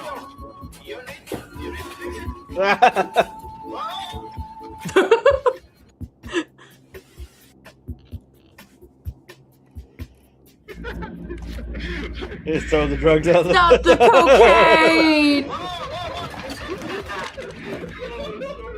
And the nuclear bomb. That one looks pretty fun. Ah, click the wrong button.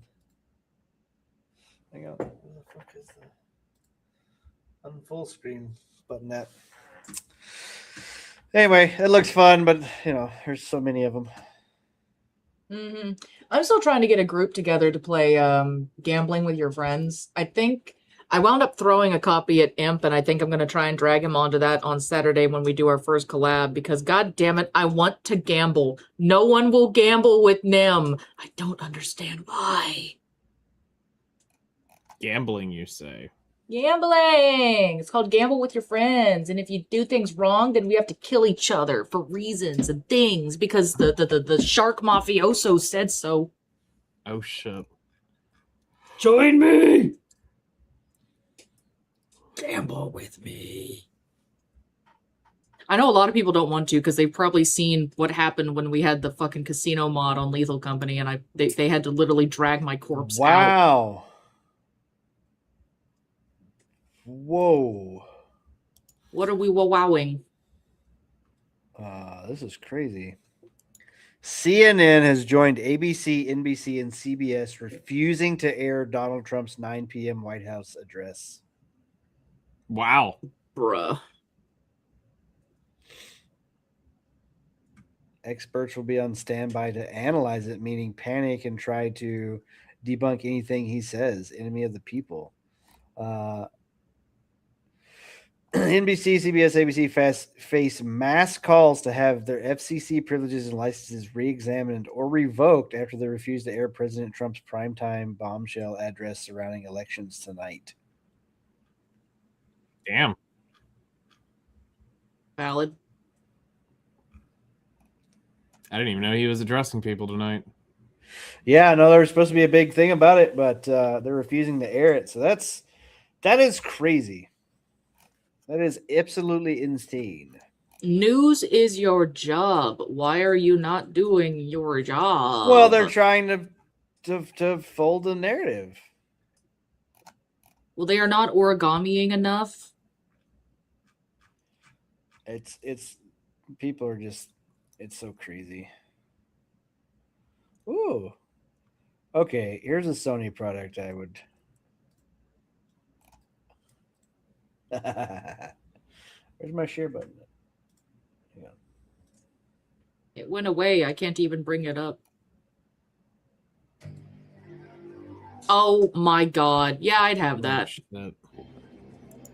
Fucking let's go. Let's go. That's pretty sick. That's pretty freaking sick.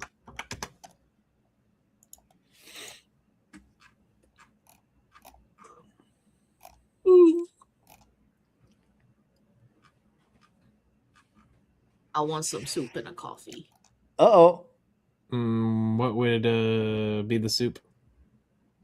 It's chicken and veggie and dumplings that Nim Mom made the other day and is really good. And I want soup. The live-action God of War series has halted filming after Ryan Hurst tore his bicep while filming a stunt. Oof. Damn. Hope you heal quick, bro. That shit ain't no fun.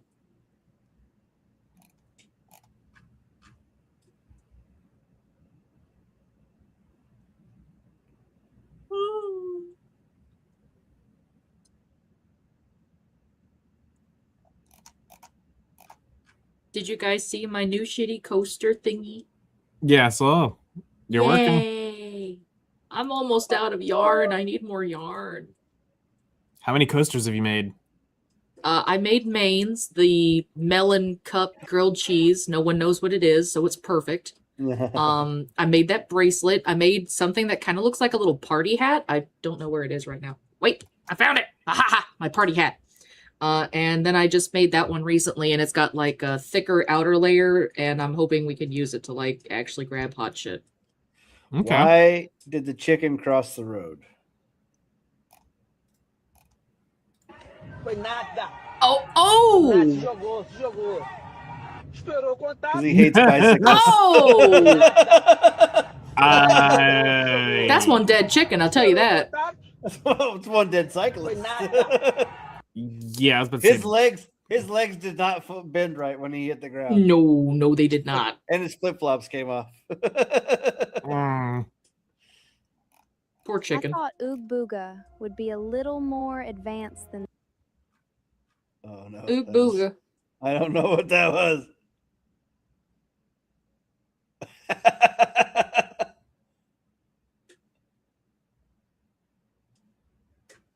That poor chicken. It's funny. I'm still thinking of the chicken. New So I wasn't Bungie- able to find that marathon thing. Bungie I tried. Bungie veteran Lars Bucket left the studio after more than 20 years, retiring from game development after a 28-year career. The former senior designer lead worked on Halo 3, Halo Reach, Destiny, Destiny 2, and Marathon. From 6 hours ago. I know they're currently doing a multi-day fucking strike or whatever to demand that what is it, Ubisoft or someplace stop doing layoffs for Black Flag. My thought is, if you're doing a strike, that just means that they're going to get rid of you because you're not working.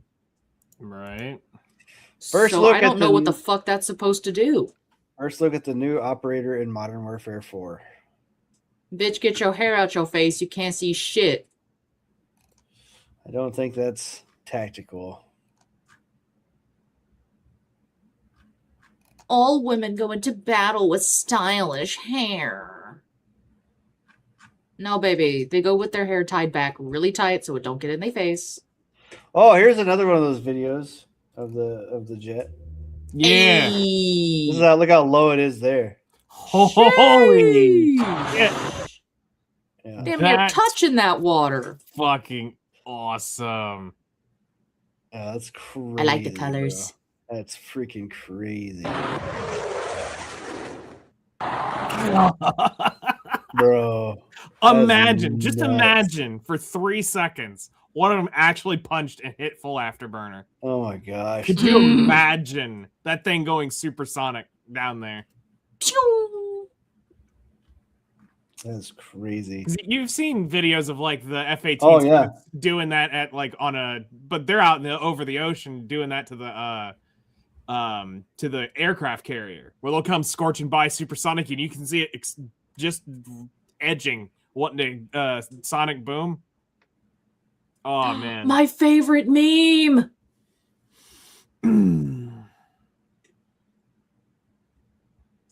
Oh, this is the actual Odyssey, I Bam! think. This is the act. That was the act. The bottom one is the actual one. Oh my god.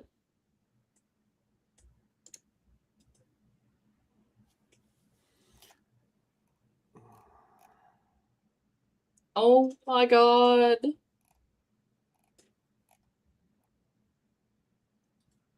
Oh Jesus Christ, man. Guys, we got a leak. Fire on Oh god. So there's one for a plane, there's one for a submarine. Look at the cow. Oh baby, just 2 hours ago. Oh, I want to hug it. Oh, hey, Moose. It's so cute.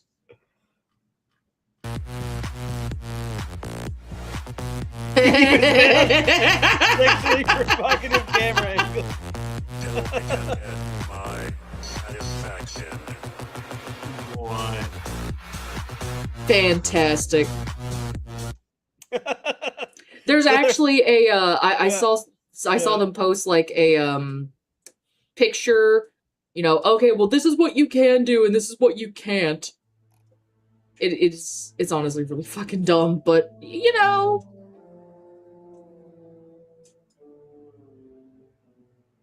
Sponsor of our new AI avoidance and movement system.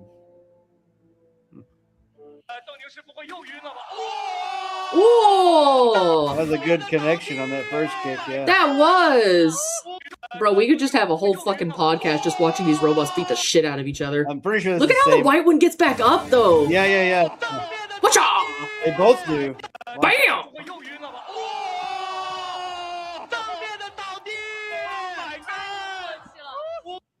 Yeah, that's the same video we watched earlier. But it's just like, I would so be down to watch entire fucking things of that.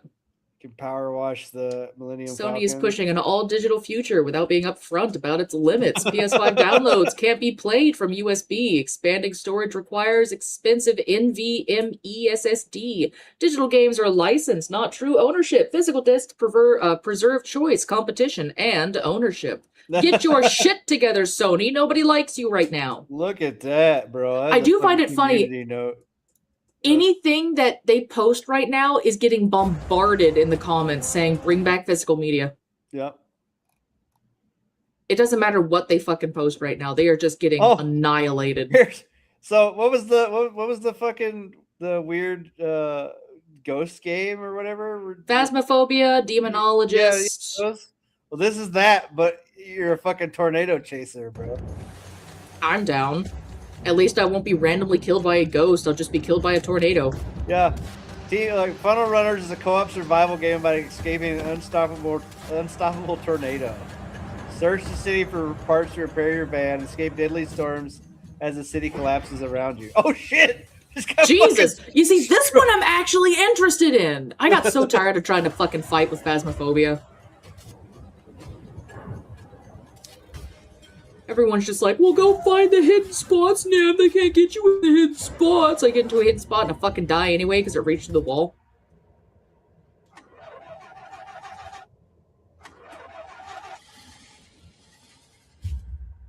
Nice. Funnel Runners. That actually looks decent. Yeah.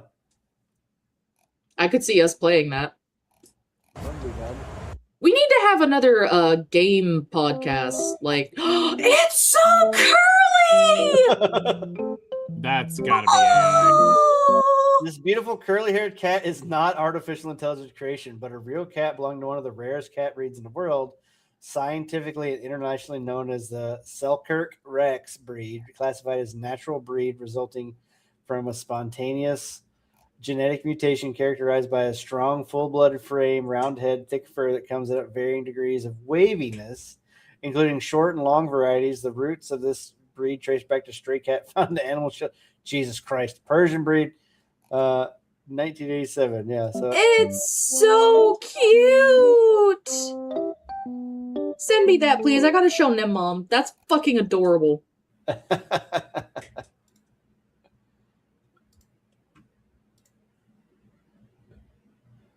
That is so cute, baby. Vault Breakers. Today we're sharing a blog covering some of the mid-season 2 updates, including balance changes, including a Vault Breaker, and few much-needed weapon adjustments and details about the buff Cradle progression. This blog is a preview. We'll have a full list of patch notes.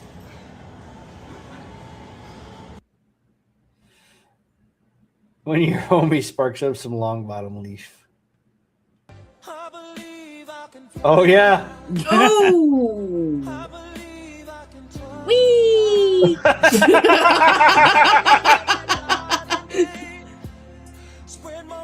Yeah, this fucking bison is in the middle of a air bison. That's so good. That's so good. So I guess this bison was just in the campground, and like this guy wasn't close; it just ran him down, and fucking. I mean, bisons are fucking mean. So did you hear about the Taco Bell? Yeah, the diarrhea lettuce. Yep. Yeah. What? Yeah, so I guess some like tainted lettuce got into a Taco Bell, and it was giving people even more poops, I guess. Oh, good lord. The Ultimate Pooper 9000. Oh, look at this. I knew it for you. Breadstick and the puppers. Those are some of the weirdest fucking dogs, I swear. Deborah Ann Walls feels totally unbothered by the online haters. Okay. I mean, good for you, babe. Fucking don't be bothered by it. I read that first sentence there. I'm not really online. That's for the best for your mental health. I'll be so fucking honest. That looks... Yeah, not good. Maybe it's just me, but I feel like the characters in an official game should look like better than your auntie cosplaying. This is our buddy Jazz. Comment. It's pretty good. Hey, haven't seen Jazz in a while. Hope he's doing well. Yeah, he's been streaming some Power World and stuff. I tuned into their podcast the other night.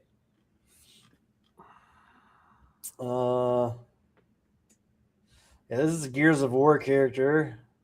Oh god.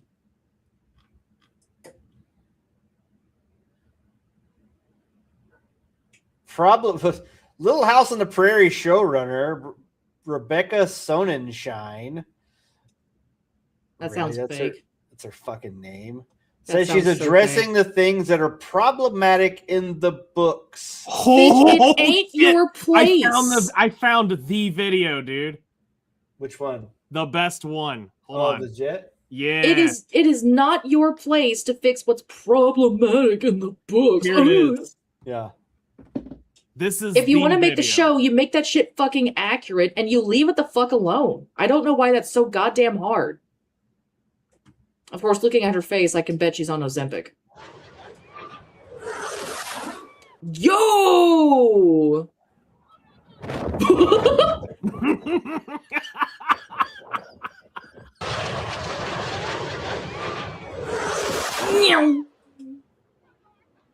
Fuck you! Yeah, I just saw where the acting secretary of the Navy said, no reprimands, flight debrief complete, keep on. Fucking let's go. If these people were to sue them, would they The win? flyovers will continue Yep. until morale improves.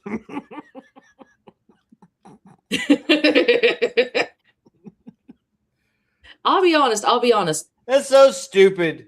I'm 15 just- feet. That's not 15 feet. You fucking. I'm just gonna say it like this.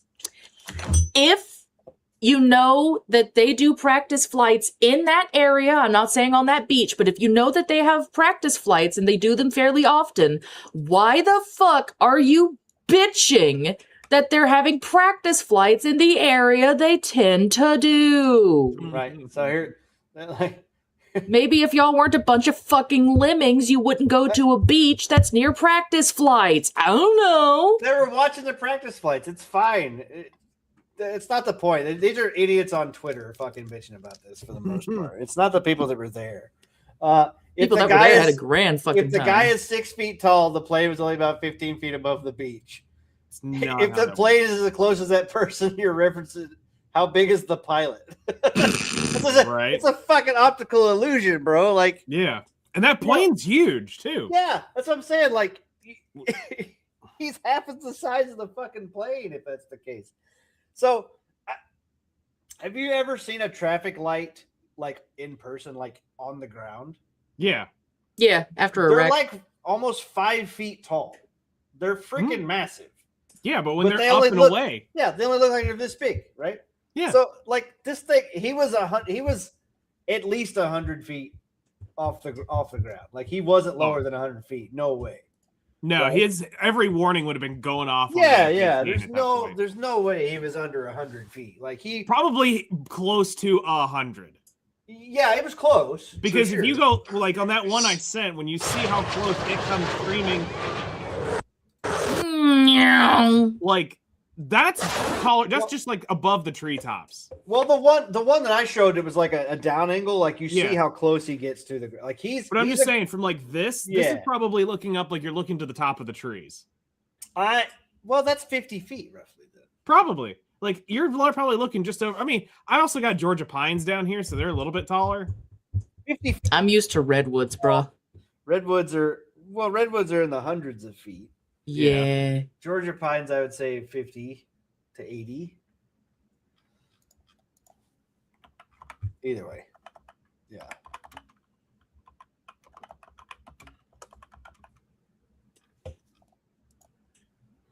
Actually, the average Georgia pine height is between 80 and 115 feet.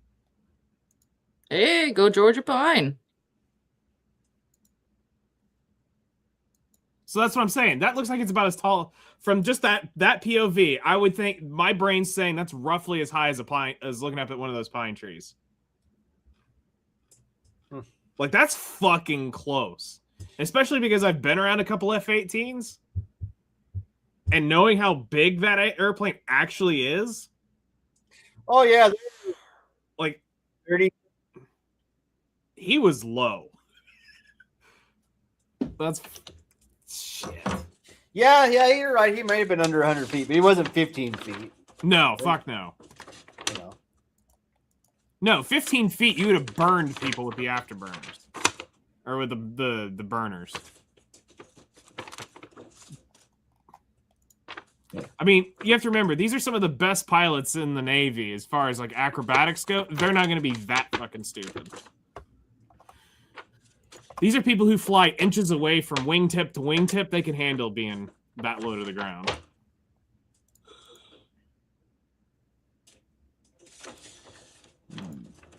But yeah, that's the sounds of freedom for sure.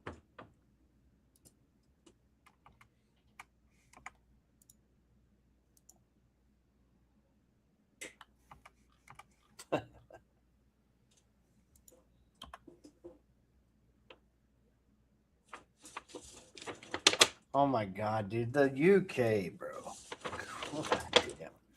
The UK government is proposing a ban on the loudest fireworks from general sale to protect pets. The crackdown would also allow it to target antisocial use in residential areas. Don't they also want to ban pets, though? So what's the point of protecting it? Yeah, they want to ban dogs. Oh, no. Anyway, it's so stupid. It's so dumb.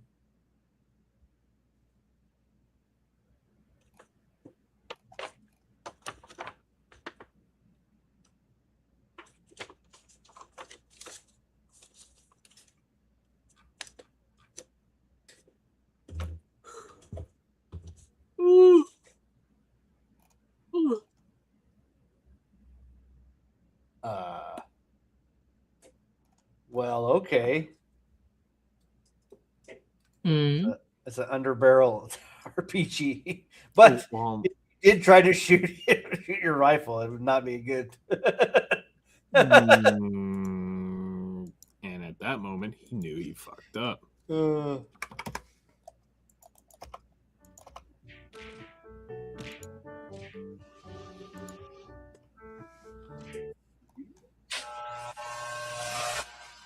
Remember.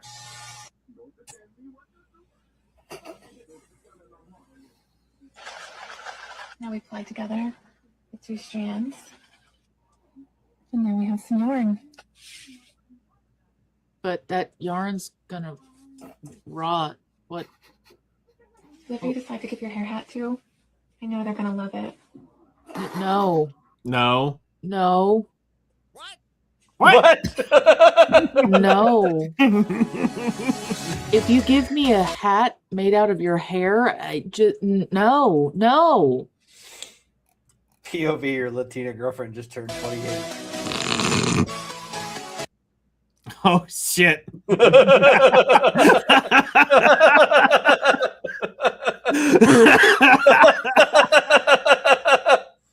Oh shit.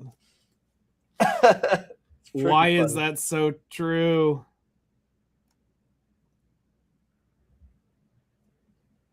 Oh, President Trump says 220 million U.S. voter files were stolen by the People's Republic of China, and says that the intelligence was deliberately covered up by those deep state actors within the U.S. government.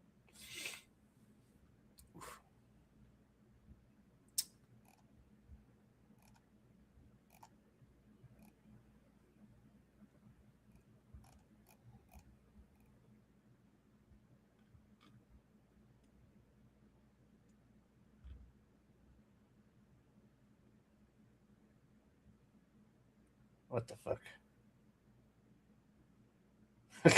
Yeah, I'm drinking whiskey. Super soldier program. Testosterone. Oh my god.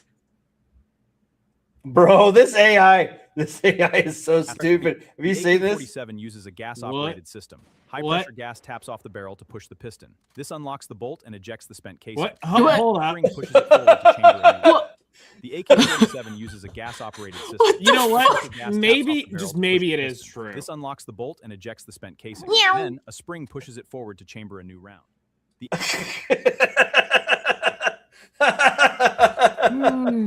That's oh, it's so funny. Uh-oh. Sunset Boulevard is closed indefinitely in West Hollywood after a massive 100-year-old water main ruptured early Thursday morning, creating a large sinkhole directly under the traffic light at Sunset and Holloway. Holy shit. God damn. Now it's sinking into the ocean. Do we need to send Flutter some floaties? Holy shit, this is a busy area of the intersection. I got it on Google Maps. Yeah, Sunset Boulevard and Holloway. I fucking know that, and I've never been to California. Like, I know that intersection. Jeez.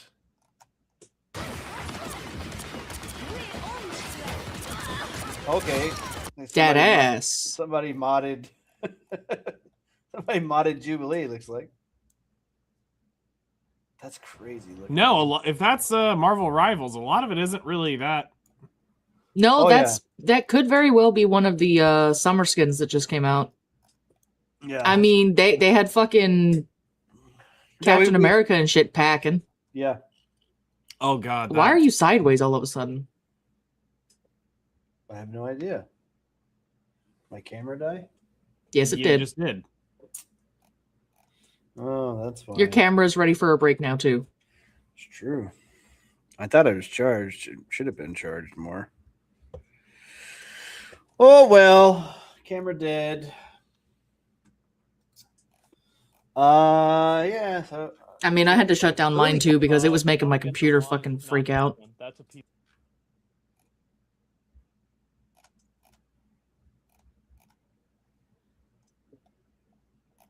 I mean, that looks like it's a pretty important road.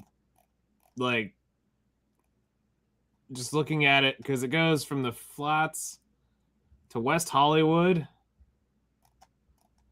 Like, that's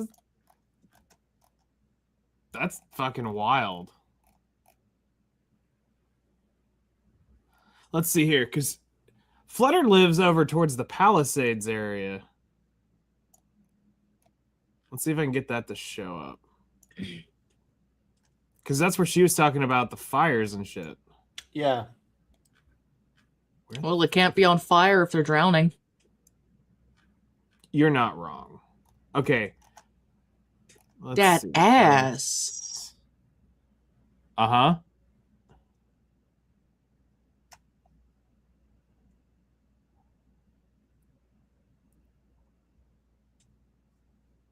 See, that doesn't look that low there.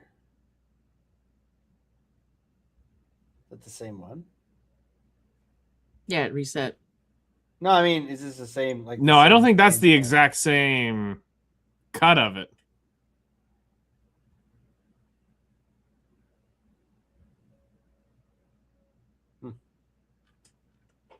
Because notice all the shit didn't blow back. I actually remember this. I actually do remember this in a game. Doing this. I don't remember that. But yeah, I remember there was a boxing game on like Xbox or whatever that had this.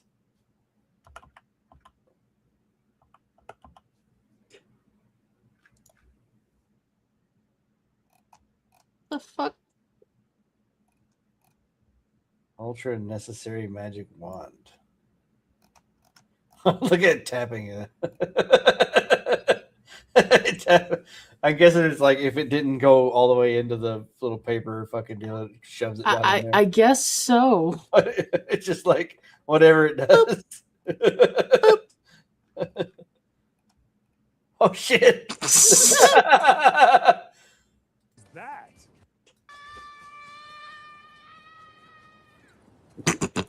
What is that?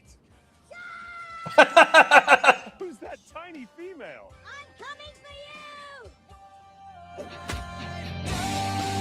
It was backwards. Yeah. The spear was backwards. Yeah.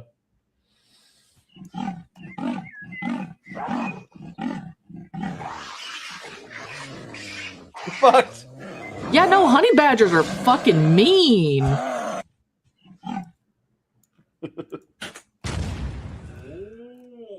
I love this guy. No. Huh?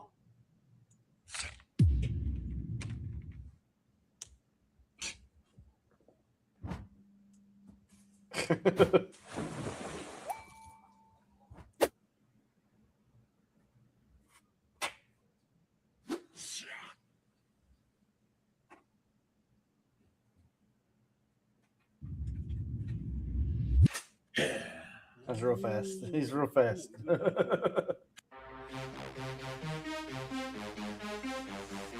What the fuck?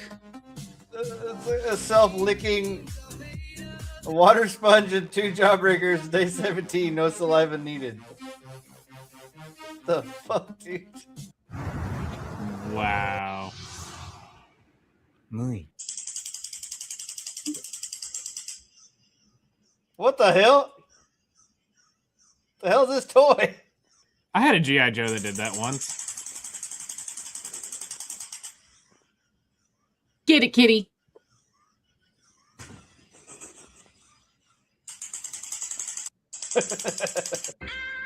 back in time. This is for science. Oh yeah. No.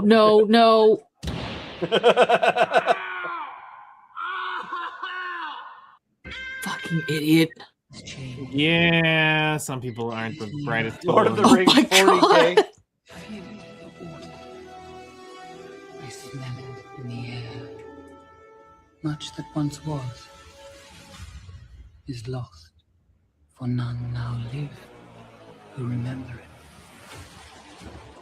Concealed within his fortress, the Lord of Mordor sees a great fire, lidless, flame, is gathering all the water.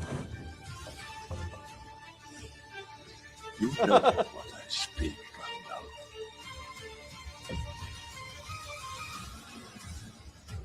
I'm on a motorcycle. What the hell? Alright, yeah, it's gone too far.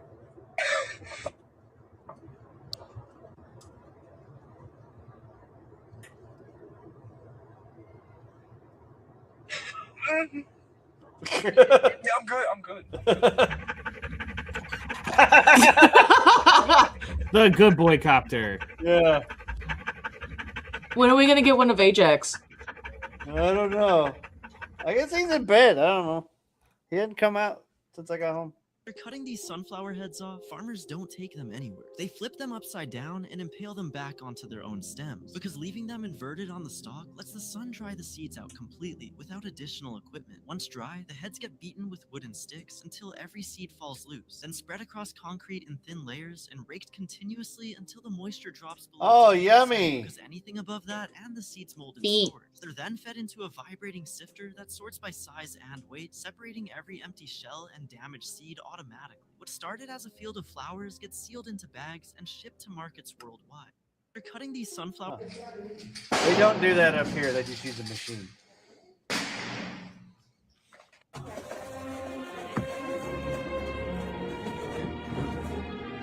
That's a hell of a bartender there.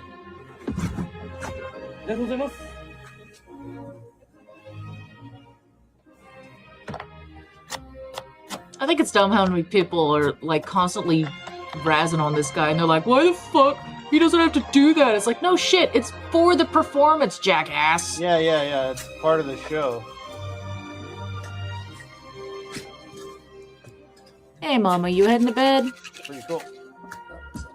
I made us an actual pot holder coaster thingy. I wanted to show you, but we have it in the podcast. There you go.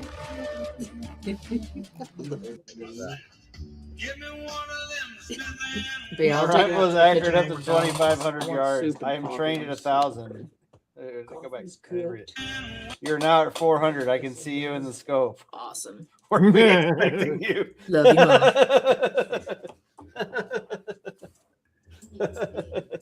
That's fucking I funny. aimed it the way I want it to. Right up at the sky.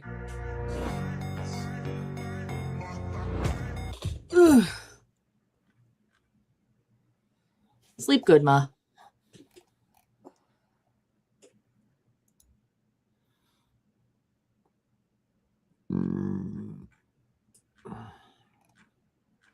Yeah, we can end this at any time. I'm just scrolling X at this point. I mean, I've been enjoying the scroll. Yeah, it's not. It's been fascinating. Not a bad scroll.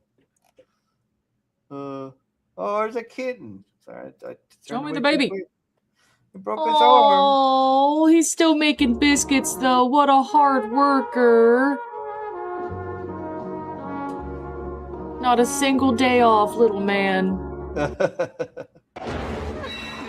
Lord, protect and watch over me. The shepherd watches over his flock. Jewish man instantly bribes him. Finds out he's Jewish, instantly bribes him.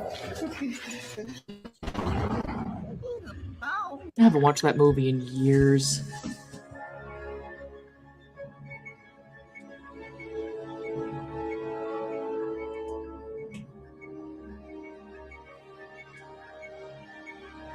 When you watch this movie again, watch knowing they are not aliens.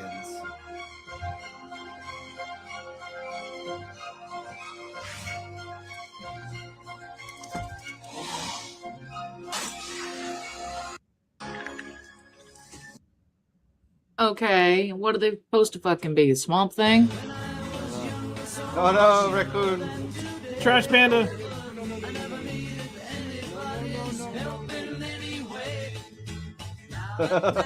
Just help me. Oh.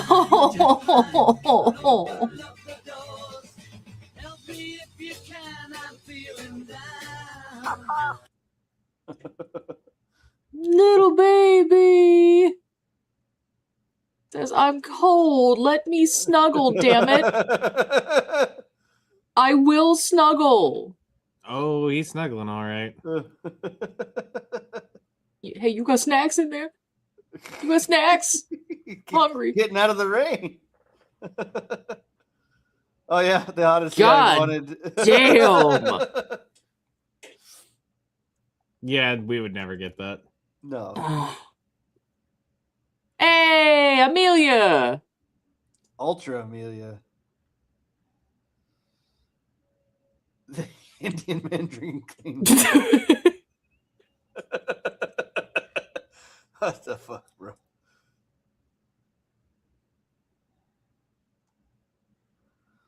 Oh yeah. Oof. Look at the stairs. Pretty good clipping.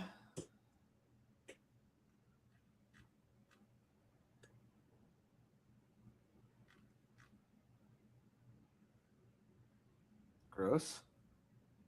He died so Yuri could live.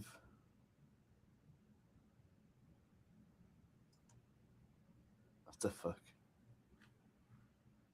There's another. What's the other? This. I am. Taking I've the seen light- this one. Oh, I feel so bad for Oh my god, I want to take him home. We can put him in the truck. We can put him in the We can put him in the truck. Look at him. Where are you going? Why are you approaching me? Can you not? Sir, can I? Is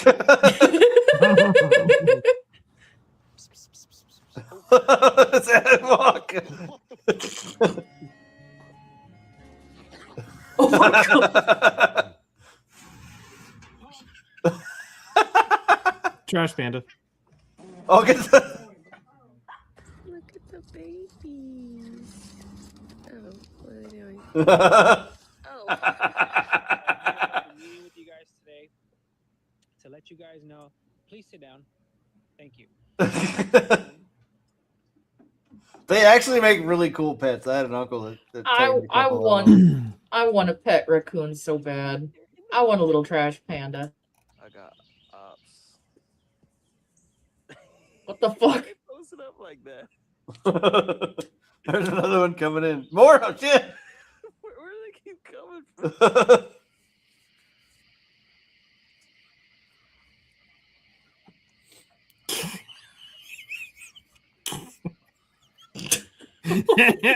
Oh no! No! Oh wow! How's it going?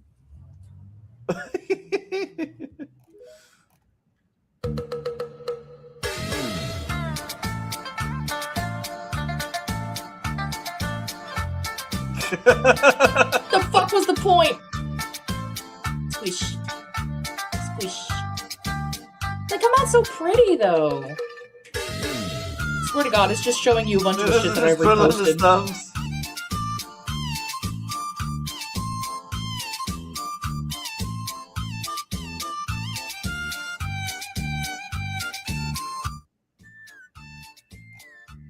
I gotta say, that looks fucking great. Doesn't look bad. Oh no. Oh.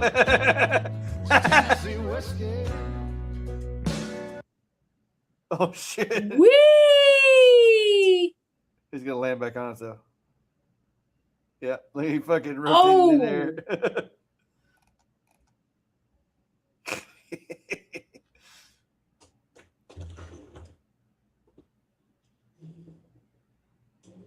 Underwater world inside a huge tree. Let us see, bro. Let us see. Whoa.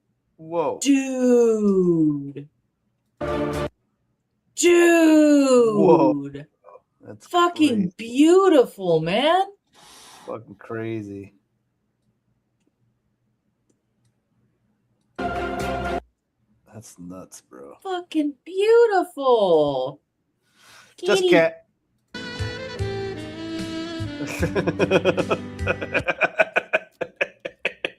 It's so ugly. It's so ugly. It's not ugly. It's so ugly. He's not ugly. God. It's if Ernest was a cat, bro. This is if Ernest got fucking reincarnated as a cat.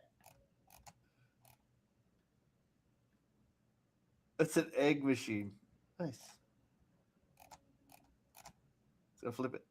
Oh, it's almost over easy. Little Violet. Oh, there's baby lamb. Oh, little baby. Say hi, TikTok. I was born today. I'm happy to be alive. And spring is here. Woohoo! I love you. I love goats. What the fuck? What the fuck? Is this the popcorn What is bucket? this bucket? What is this bucket? It's a Trojan horse. I kind of like it. I fucking But hate it's it. so dumb. Fucking Jesus Christ, these people are so stupid. So stupid. Well, that's Every time not you say good. stupid, all I can think of is my son's so dumb. Yeah.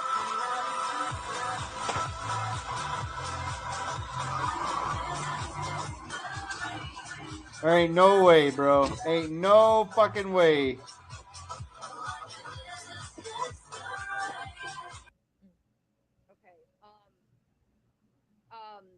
I need my assistant. Hey, assistant. Alright, this is my Floyd. Give me a second. Talk in a really effeminate voice. I always talk in an effeminate voice, Cha-Cha. This is a woman. This is a woman. Okay. Okay. Be sure.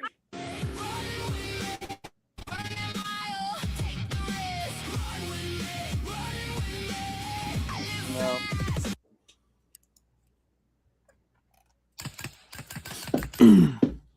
Click, click, click, click, click, click. It's the air gun.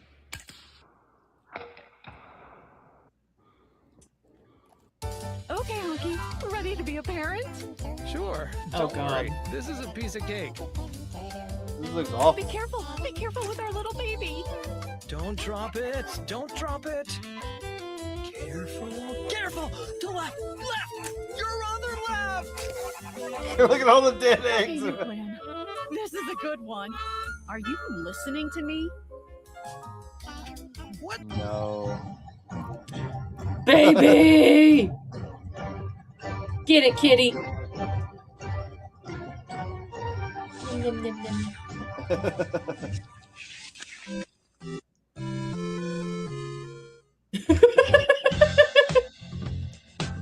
Here's the helicopter, yeah.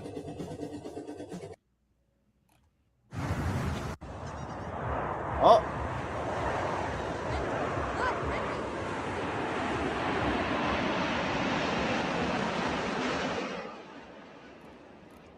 Nice.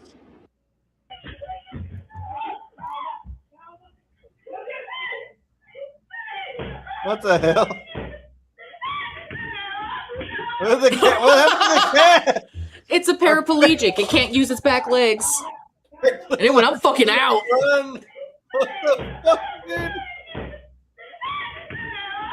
God damn it. That looks so fucking weird, bro. When a flock drone is rolling through your neighborhood. Bang! Oh, this is cool.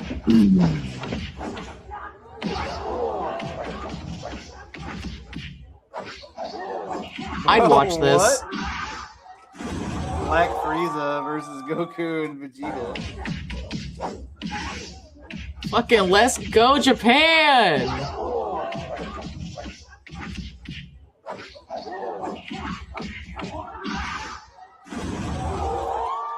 That doesn't even seem real, bro.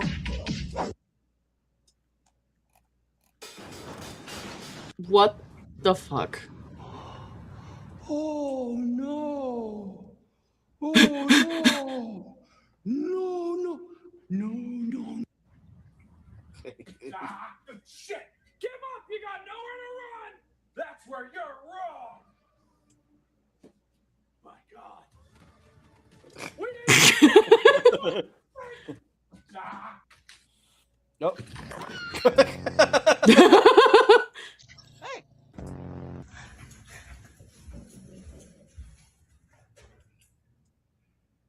Uh-oh.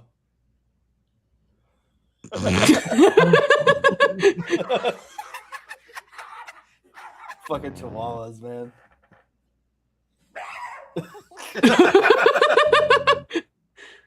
What the fuck?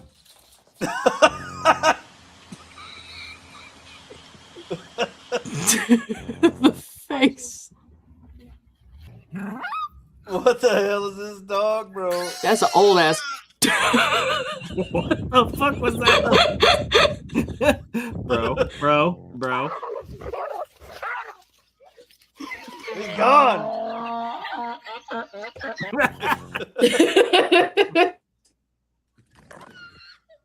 God dang. He does not like the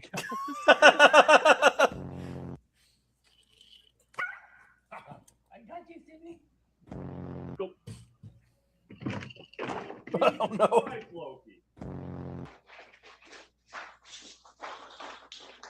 Oh God. I do that to Ajax. Poor Ajax.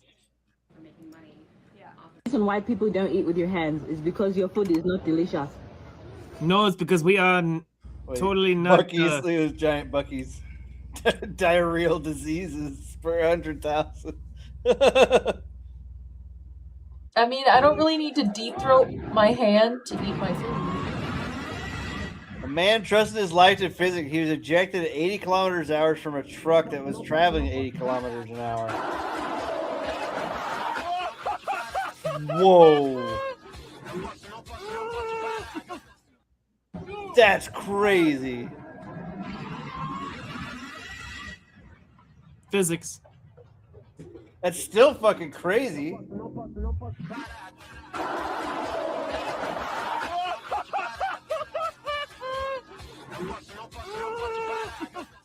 That's nuts, bro. That's freaking nuts.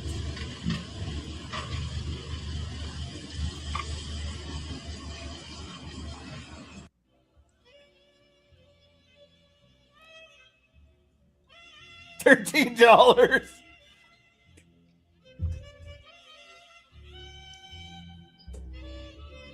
Man was voluntarily paying his child support mother $300 a week, but after asking for just 2 months to get back on his feet financially, she filed for child support, and the court ultimately ordered him to pay only $13 a month. Nice. Beautiful.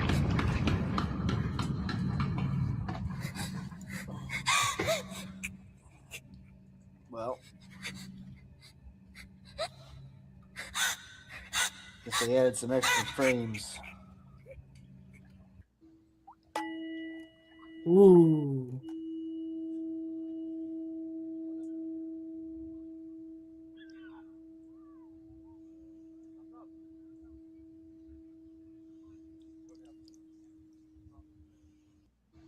Okay. Interesting. 連行を拒むなら致し方ない。怖 Doggo! Hi, baby! Bro. What a good shop owner. What a fucking... What a Chad. Look at this guy. Baby! I do like this breed, too. Is it the Jap? Was it? Yeah. Oh.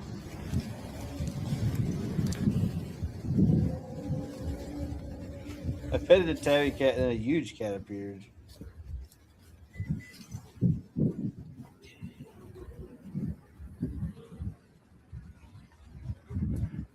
Oh, big yawn. Waiting for the zoom out here. Oh, yeah. Oh There my it is. God. What a unit. Says, I want some love too. Products that Wait.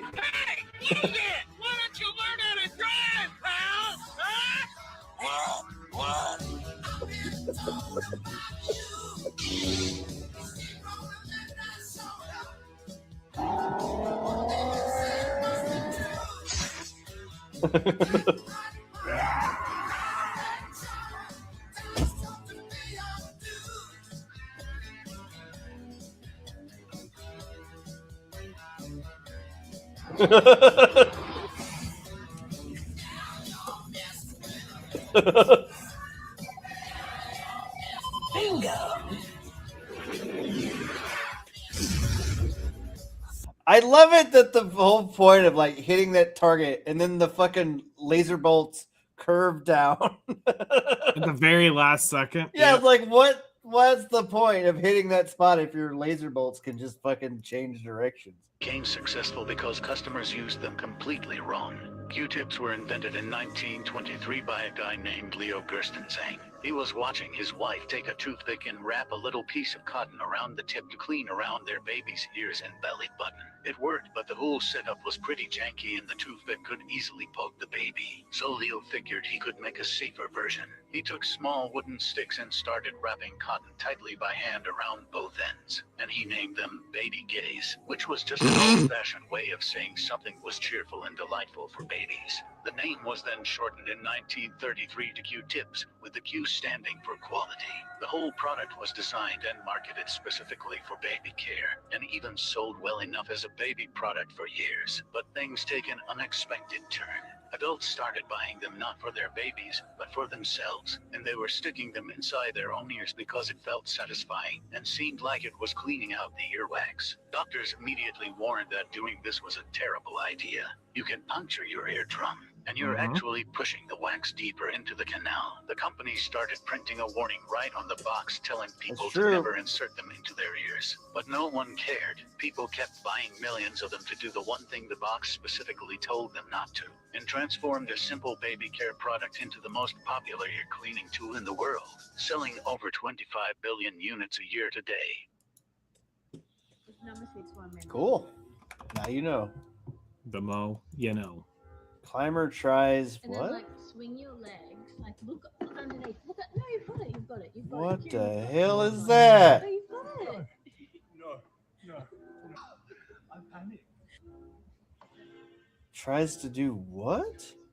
Caving. Now Gross. slide down and have a look underneath. You got it.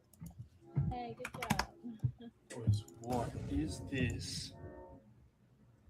Oh my god. We all have to do this at some point. What are you talking about? Oh Fuck that. God. Oh hell no. Is it talking about like being birthed out or something? Probably.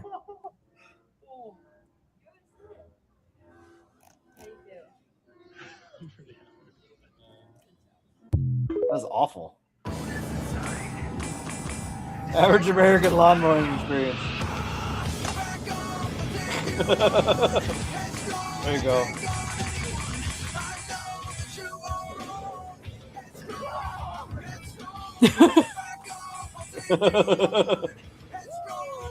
I mean, that's probably what most people from Europe think we do.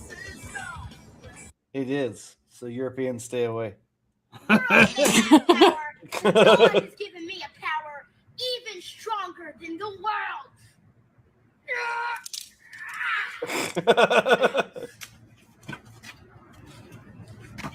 Oh no. Yep. You need a Come on, keep going. You gotta stop! God damn. The concrete? That's why you don't use green wood for that shit. Right? Dumbass. Oh no. Oh no. Oh yes. Woo! Look at it go! Holy cow. I'm surprised the friggin' gutter didn't blow up in his face. Oh yeah. That's like dumping 140 psi all at once. Or whatever. It's 1,000 wonders I didn't blow up in his face. Damn. Why does my back hurt so much?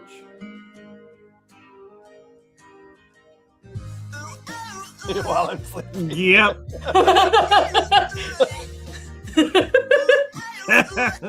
Yep. What the fucking music, bro? What the fuck? What is this? My daughter made me buy this.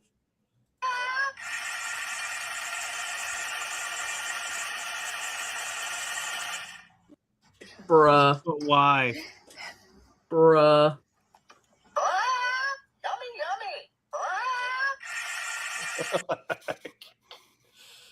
Life is short. Let your neighbors think you're better than them. Show them instead.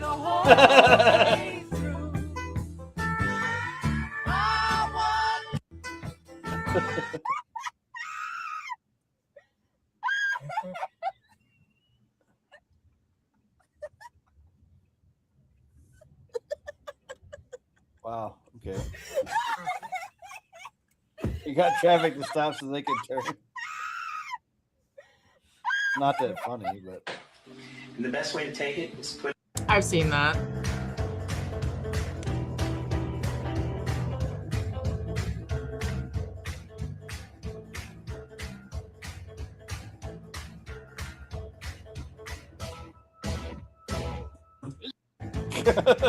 In Thailand, some artists offer a unique form of stress relief by sculpting custom clay statues. I've seen this before. It's so Or funny. other individuals who have caused frustration. Clients then buy these figures to punch, slap, or kick them as a way to vent emotions. These clay sculptures are crafted using a solid framework, ensuring they withstand physical blows without collapsing. This practice has gained popularity as a humorous yet therapeutic outlet for expressing emotions through art. In Thailand, some artists offer. Yo, dude, watch Wow. this. You take the tank, you flip it over right here, and then what you're gonna end up doing is you go on top of the tank and you flip it about right here. Y'all told you, dude. And then once you're up here, wait, dude, how'd you do that? What do you mean? I just showed you, dude. But anyways, yeah, once you're up here, you're gonna go back this way. But first, you got to go up this way first. But yeah, once you go up this way, you just end up jumping up here, and then you go this way, and then right in this corner, dude, here to the left is actually a soccer ball. A soccer ball? Yeah, dude. Watch out, I'm gonna bring it down. All right, dude, here it comes, dude. Dude, I told you, dude. Dude, what? What the hell? The government will fix it. Yeah. It's true. Oh, wait. Blue Angel skill set to fly a few feet apart. Yeah, they're so freaking close, dude. And they do that in formation as they fucking turn. That's so crazy. Yep. This guy's upside down. No, they're all right side up now. No, that's the bottom of his plane. Yeah, that's the bottom. Yes. Yep, that's still the bottom. Oh, yeah. You're right. Look, I might be a bit tired, but I can still try.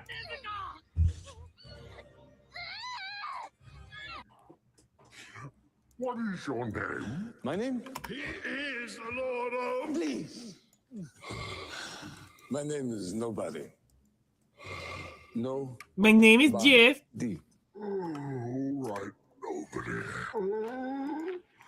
In the morning, you will tell me more secrets.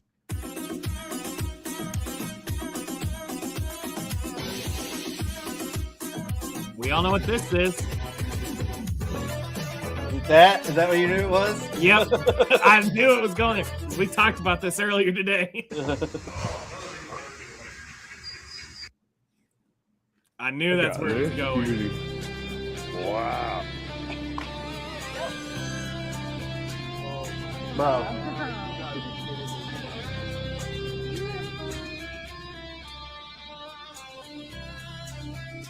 That's pretty cool.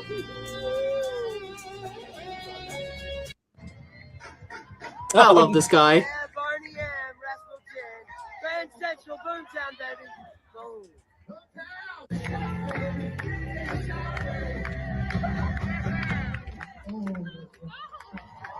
What the fuck? Because I remember we had this one girl. I know you felt that. Yeah.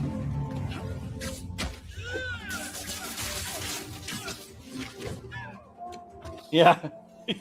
God damn! Chuck him through the ground. It's so funny. There's some, like, you kick people off and the game would automatically like web them back to the building so they wouldn't actually fall.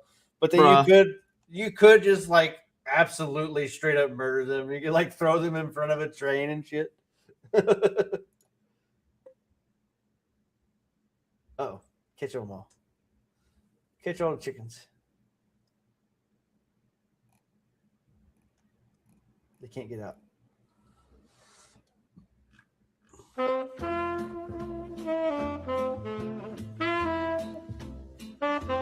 You're standing in the way. Get out of the trail.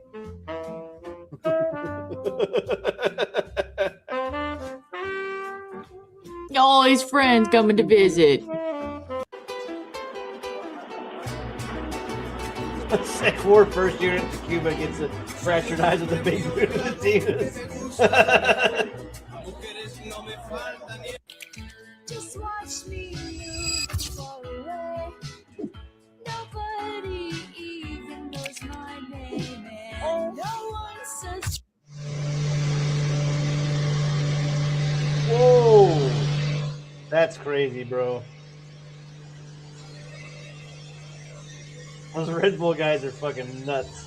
Yep.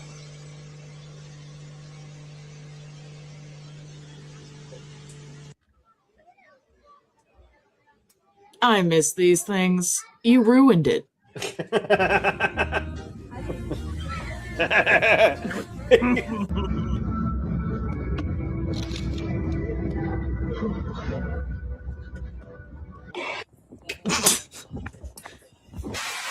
Oh!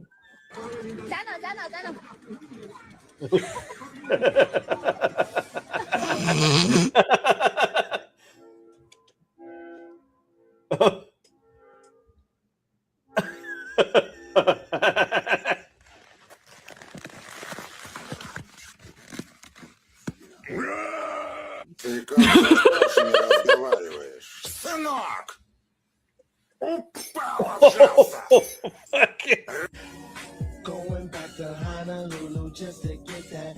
Oh, no. What the fuck was that about? Everybody knows where you go when the sun goes down. I think you only live to see the lights uptown. I wasted my time when I would try. Oh, my butt's been asleep for the last 20 minutes and I still want soup. Well, go. I said How does a butt? How does a butt go asleep? Please. Well, when you have a super uncomfortable ass chair. Okay. That's true. And it's being held on with really thin fucking pillows. And you feel everything from your right ass cheek down to your big toe go to sleep. You know your butt's asleep. It's numb. One. It don't feel nothing. Look at this new joystick. Perfect joystick. Snoot boot. But yeah, no, that is how you know your butt's asleep. You can't feel nothing. It's just pins and needles if you're lucky.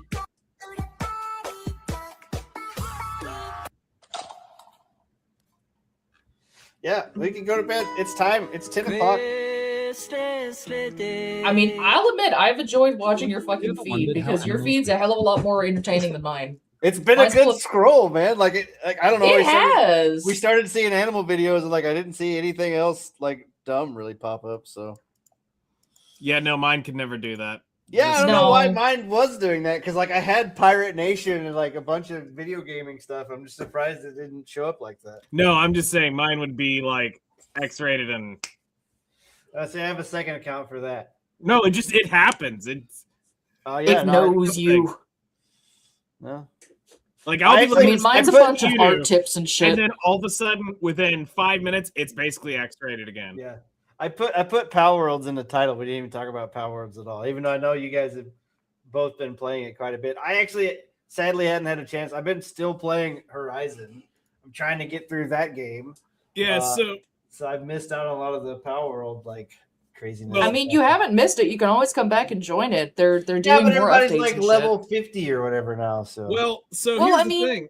I was talking about. I don't know if y'all saw on the Discord. I did a ping where I was talking about potentially doing a server. Private server. I was in your stream when you were talking about that. Yeah, and if I can get enough people who are interested in it, I'll kick you some money. We were gonna as long do it as for, I don't have to wait 12 hours for a fucking egg, I'm game. What we were gonna do was kind of like the idea is RNG teams. So we would be basically doing lotto teams. So everybody would get a partner. And then do some come up with some challenges and goals, like what team can catch the most shinies, what team, who gets the farthest, who beats what, and get a checklist of a bunch of different shit that can be done over the time. But it would be a 30-day total server. At the end of the 30 days, it's done. So it's a go in, have fun, get to do all your shit, play what you can, do how you can. There's no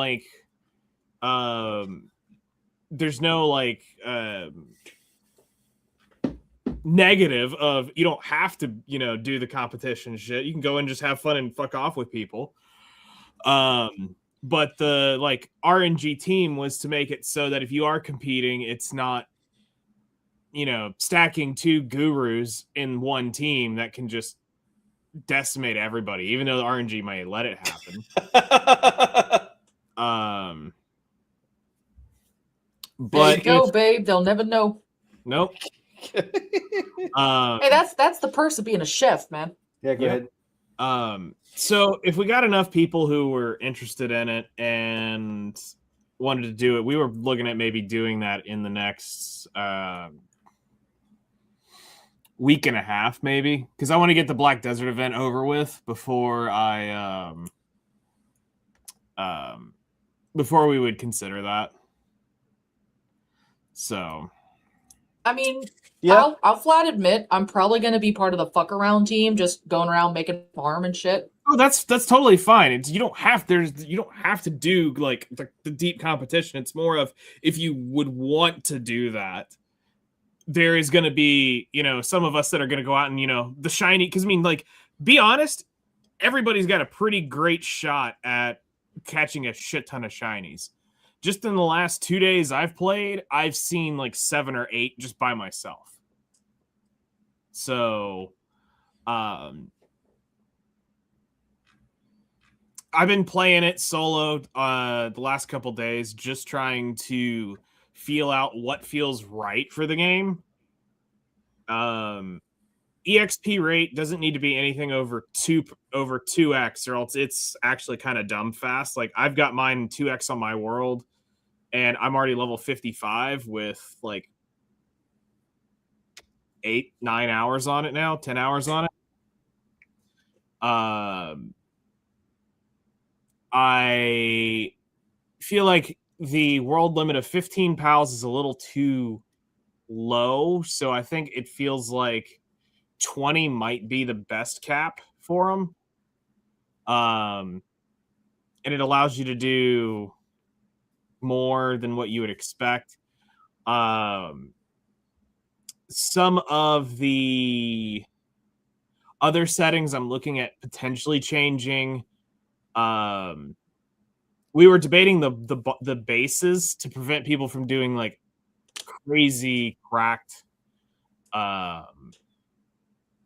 being able to take every perfect spot. We were talking about maybe limiting the amount of bases you can get to maybe get where you might get 2, maybe 3, but not having all 4, because we don't want people to especially the hardcore people that would know every best spot to be able to sit on them, and then you can't do shit on them.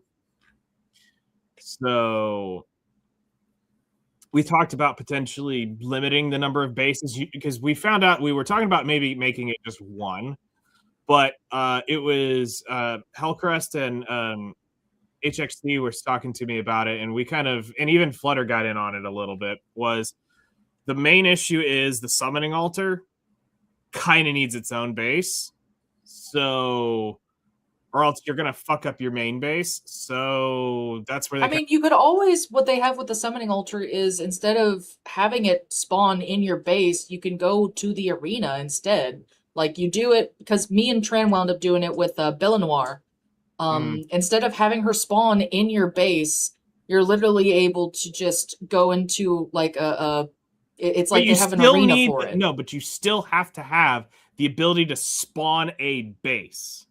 You still have to put a base down, I believe, to build the. What? From what I understand, yeah, you have to.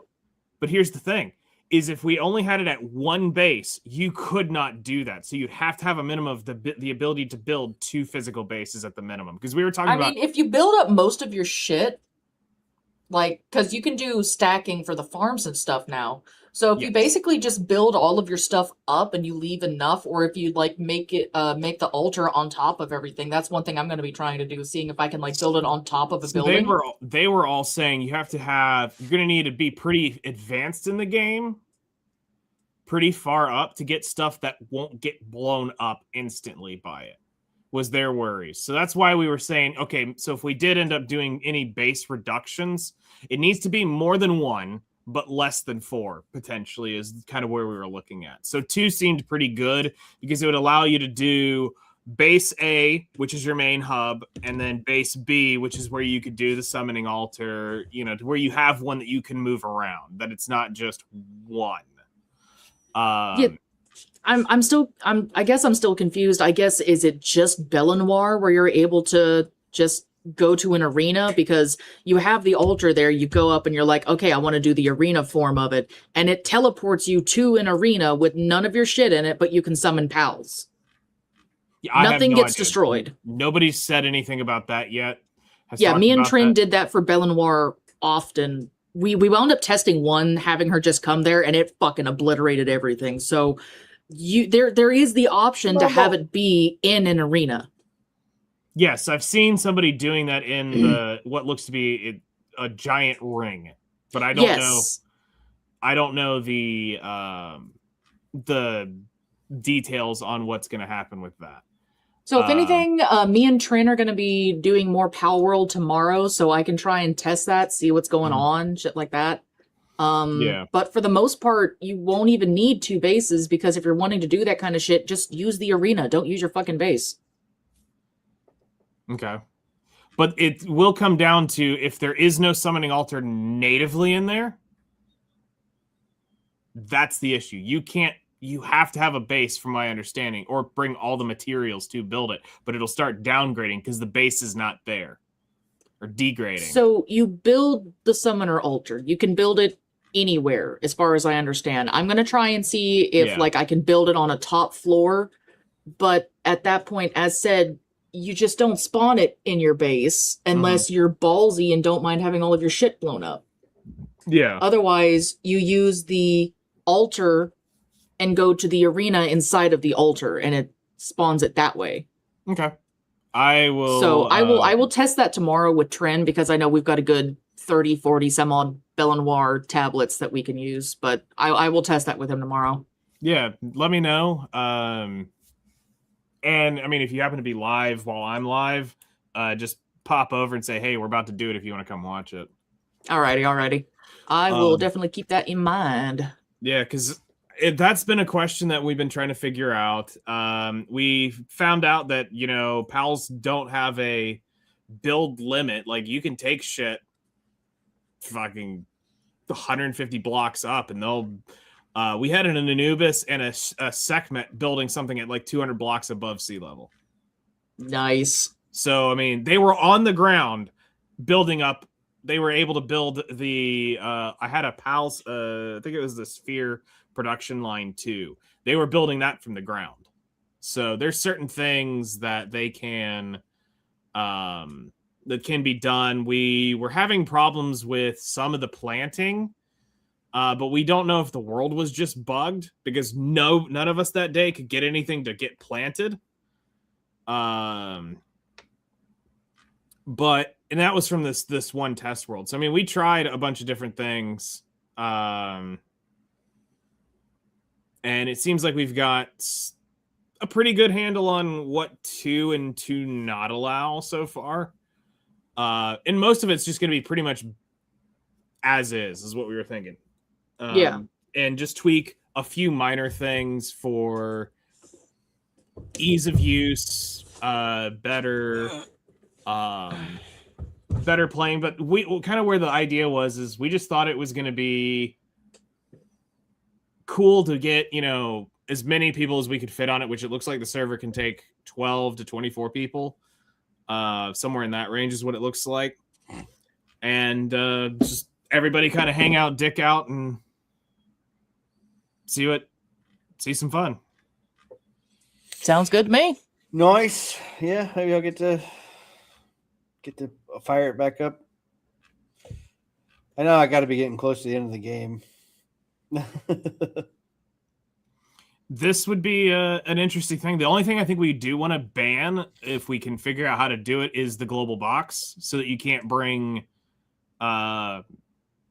super cracked pals from a different world through that box. That's the only thing. I mean, if anything, that'll just have to be like a personal rule. If you bring in your own pal, you're kicked, I guess. But I don't think there's any way to actually have that set. Are you sure there's not like just a setting to turn off? Well, there's a lot of server. So we were looking at it, and it seems like there's a lot, because we can turn PvP, open world PvP on too. Right. But that is you can't do it in the base game, but you can do it on a server. So there are certain things you can do on servers you can't do on a single player game or a multiplayer game. But if it's on a server, the server files can block certain things. So that's what we'd be looking at. Is seeing what if we can block the global box. Oh God, this guy, I've seen him. Yeah. But yeah, no, I mean, it's been fun. It's different. I do kind of say it is. It's Ark and Pokemon, sure. I can't yet say if it's better than Pokemon. It's different. Do I like it better than Ark? Yeah. To be fair. I miss old Ark.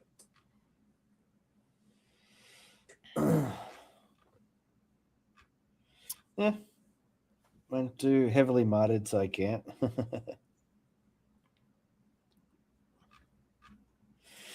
Okie dokie. Well, I'm ready to go to bed.